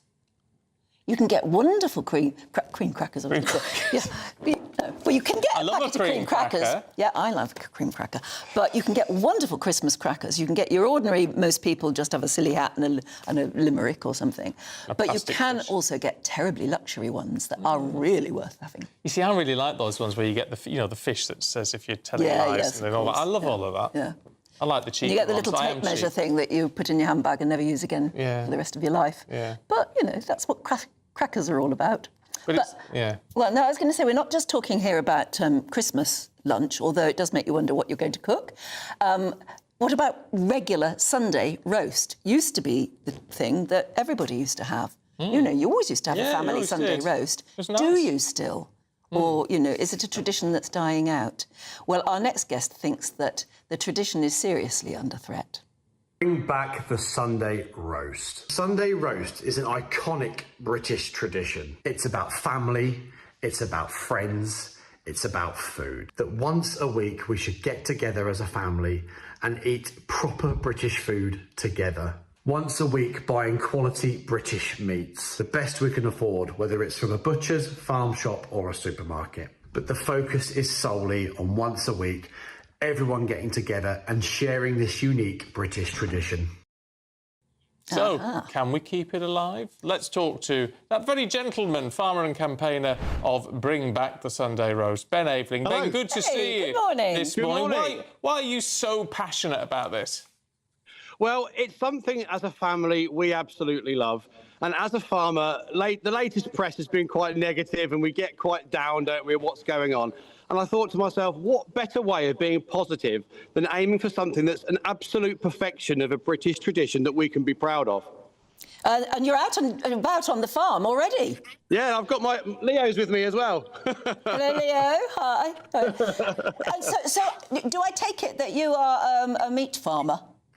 So, yeah, we do meat and we do arable as well. This was something that I wasn't necessarily trying to do to peddle our own produce. It was more for people to get up the table once a week, whether it's Sunday or not, as a family. In fact, I was talking to my wife this morning and she said she found some research at Columbia University that children do better at school if they sit down for 4 meals a week at a table with their family, and all this research that goes behind it. What's more, it's something that, with busy lives, people grinding out their day-to-day chores, and we don't ever, we get to the Sunday and we think we've got so much to do. And actually, it's a real tradition I feel like is dying and that we don't do enough at home. I've had a lot of chef experience in the past where we used to run our own restaurant, and I wanted to make some videos where people might feel it's more approachable to do a Sunday roast in an easy way, not focused on necessarily it being posh or pretentious or aiming for something they can't afford. That wasn't the message of this at all. It was I wanted everybody to sit down once a week, even if they work on Sundays, do it on a Monday, and everybody join in with it. And I just feel it's something that we as farmers can do with the public to sort of build that bridge that I feel sometimes farming and the public don't have, which is what all of my social media is generally about anyway. It was also, I mean, it was multi-generational when I was little. You know, there was the kids and the parents and the grandparents. Everyone came round for Sunday dinner. That's true, and I think that that's something that we, in this modern age, I don't think happens as much as we might think. I mean, I've had a lot of people sending me messages saying, well, I still have my Sunday roast, and that's brilliant, and you can join in. But this is for the people who don't do it and maybe don't feel like they can do it. And, I mean, I've had guests to my house before in the past, and they're always like, oh, I don't think I could cook this way. There's nothing special about what I cook. It's all simple. And I thought maybe there's multiple barriers to the Sunday roast, financial, skill, time, and all of these things. So I thought, let's give everybody a week. Let's give everybody a blueprint and everybody a reason, and make sure we do something different and unique and support the tradition that this whole country, its foundations were built on. And I don't think that's an overstatement at all. Well, you're doing a great job. You are. There's Thank nothing you. better, actually, than getting around, even if you don't actually eat the meat like us. But well, this is it. Ben, it's good to talk to you. Thanks so much. No, I really appreciate having me on. Thank you very much. Have a great day. Cheers. Thanks, Leo. Good lad. Right, stay tuned. It's the Camilla Tominey Show up next. But first, here's your weather.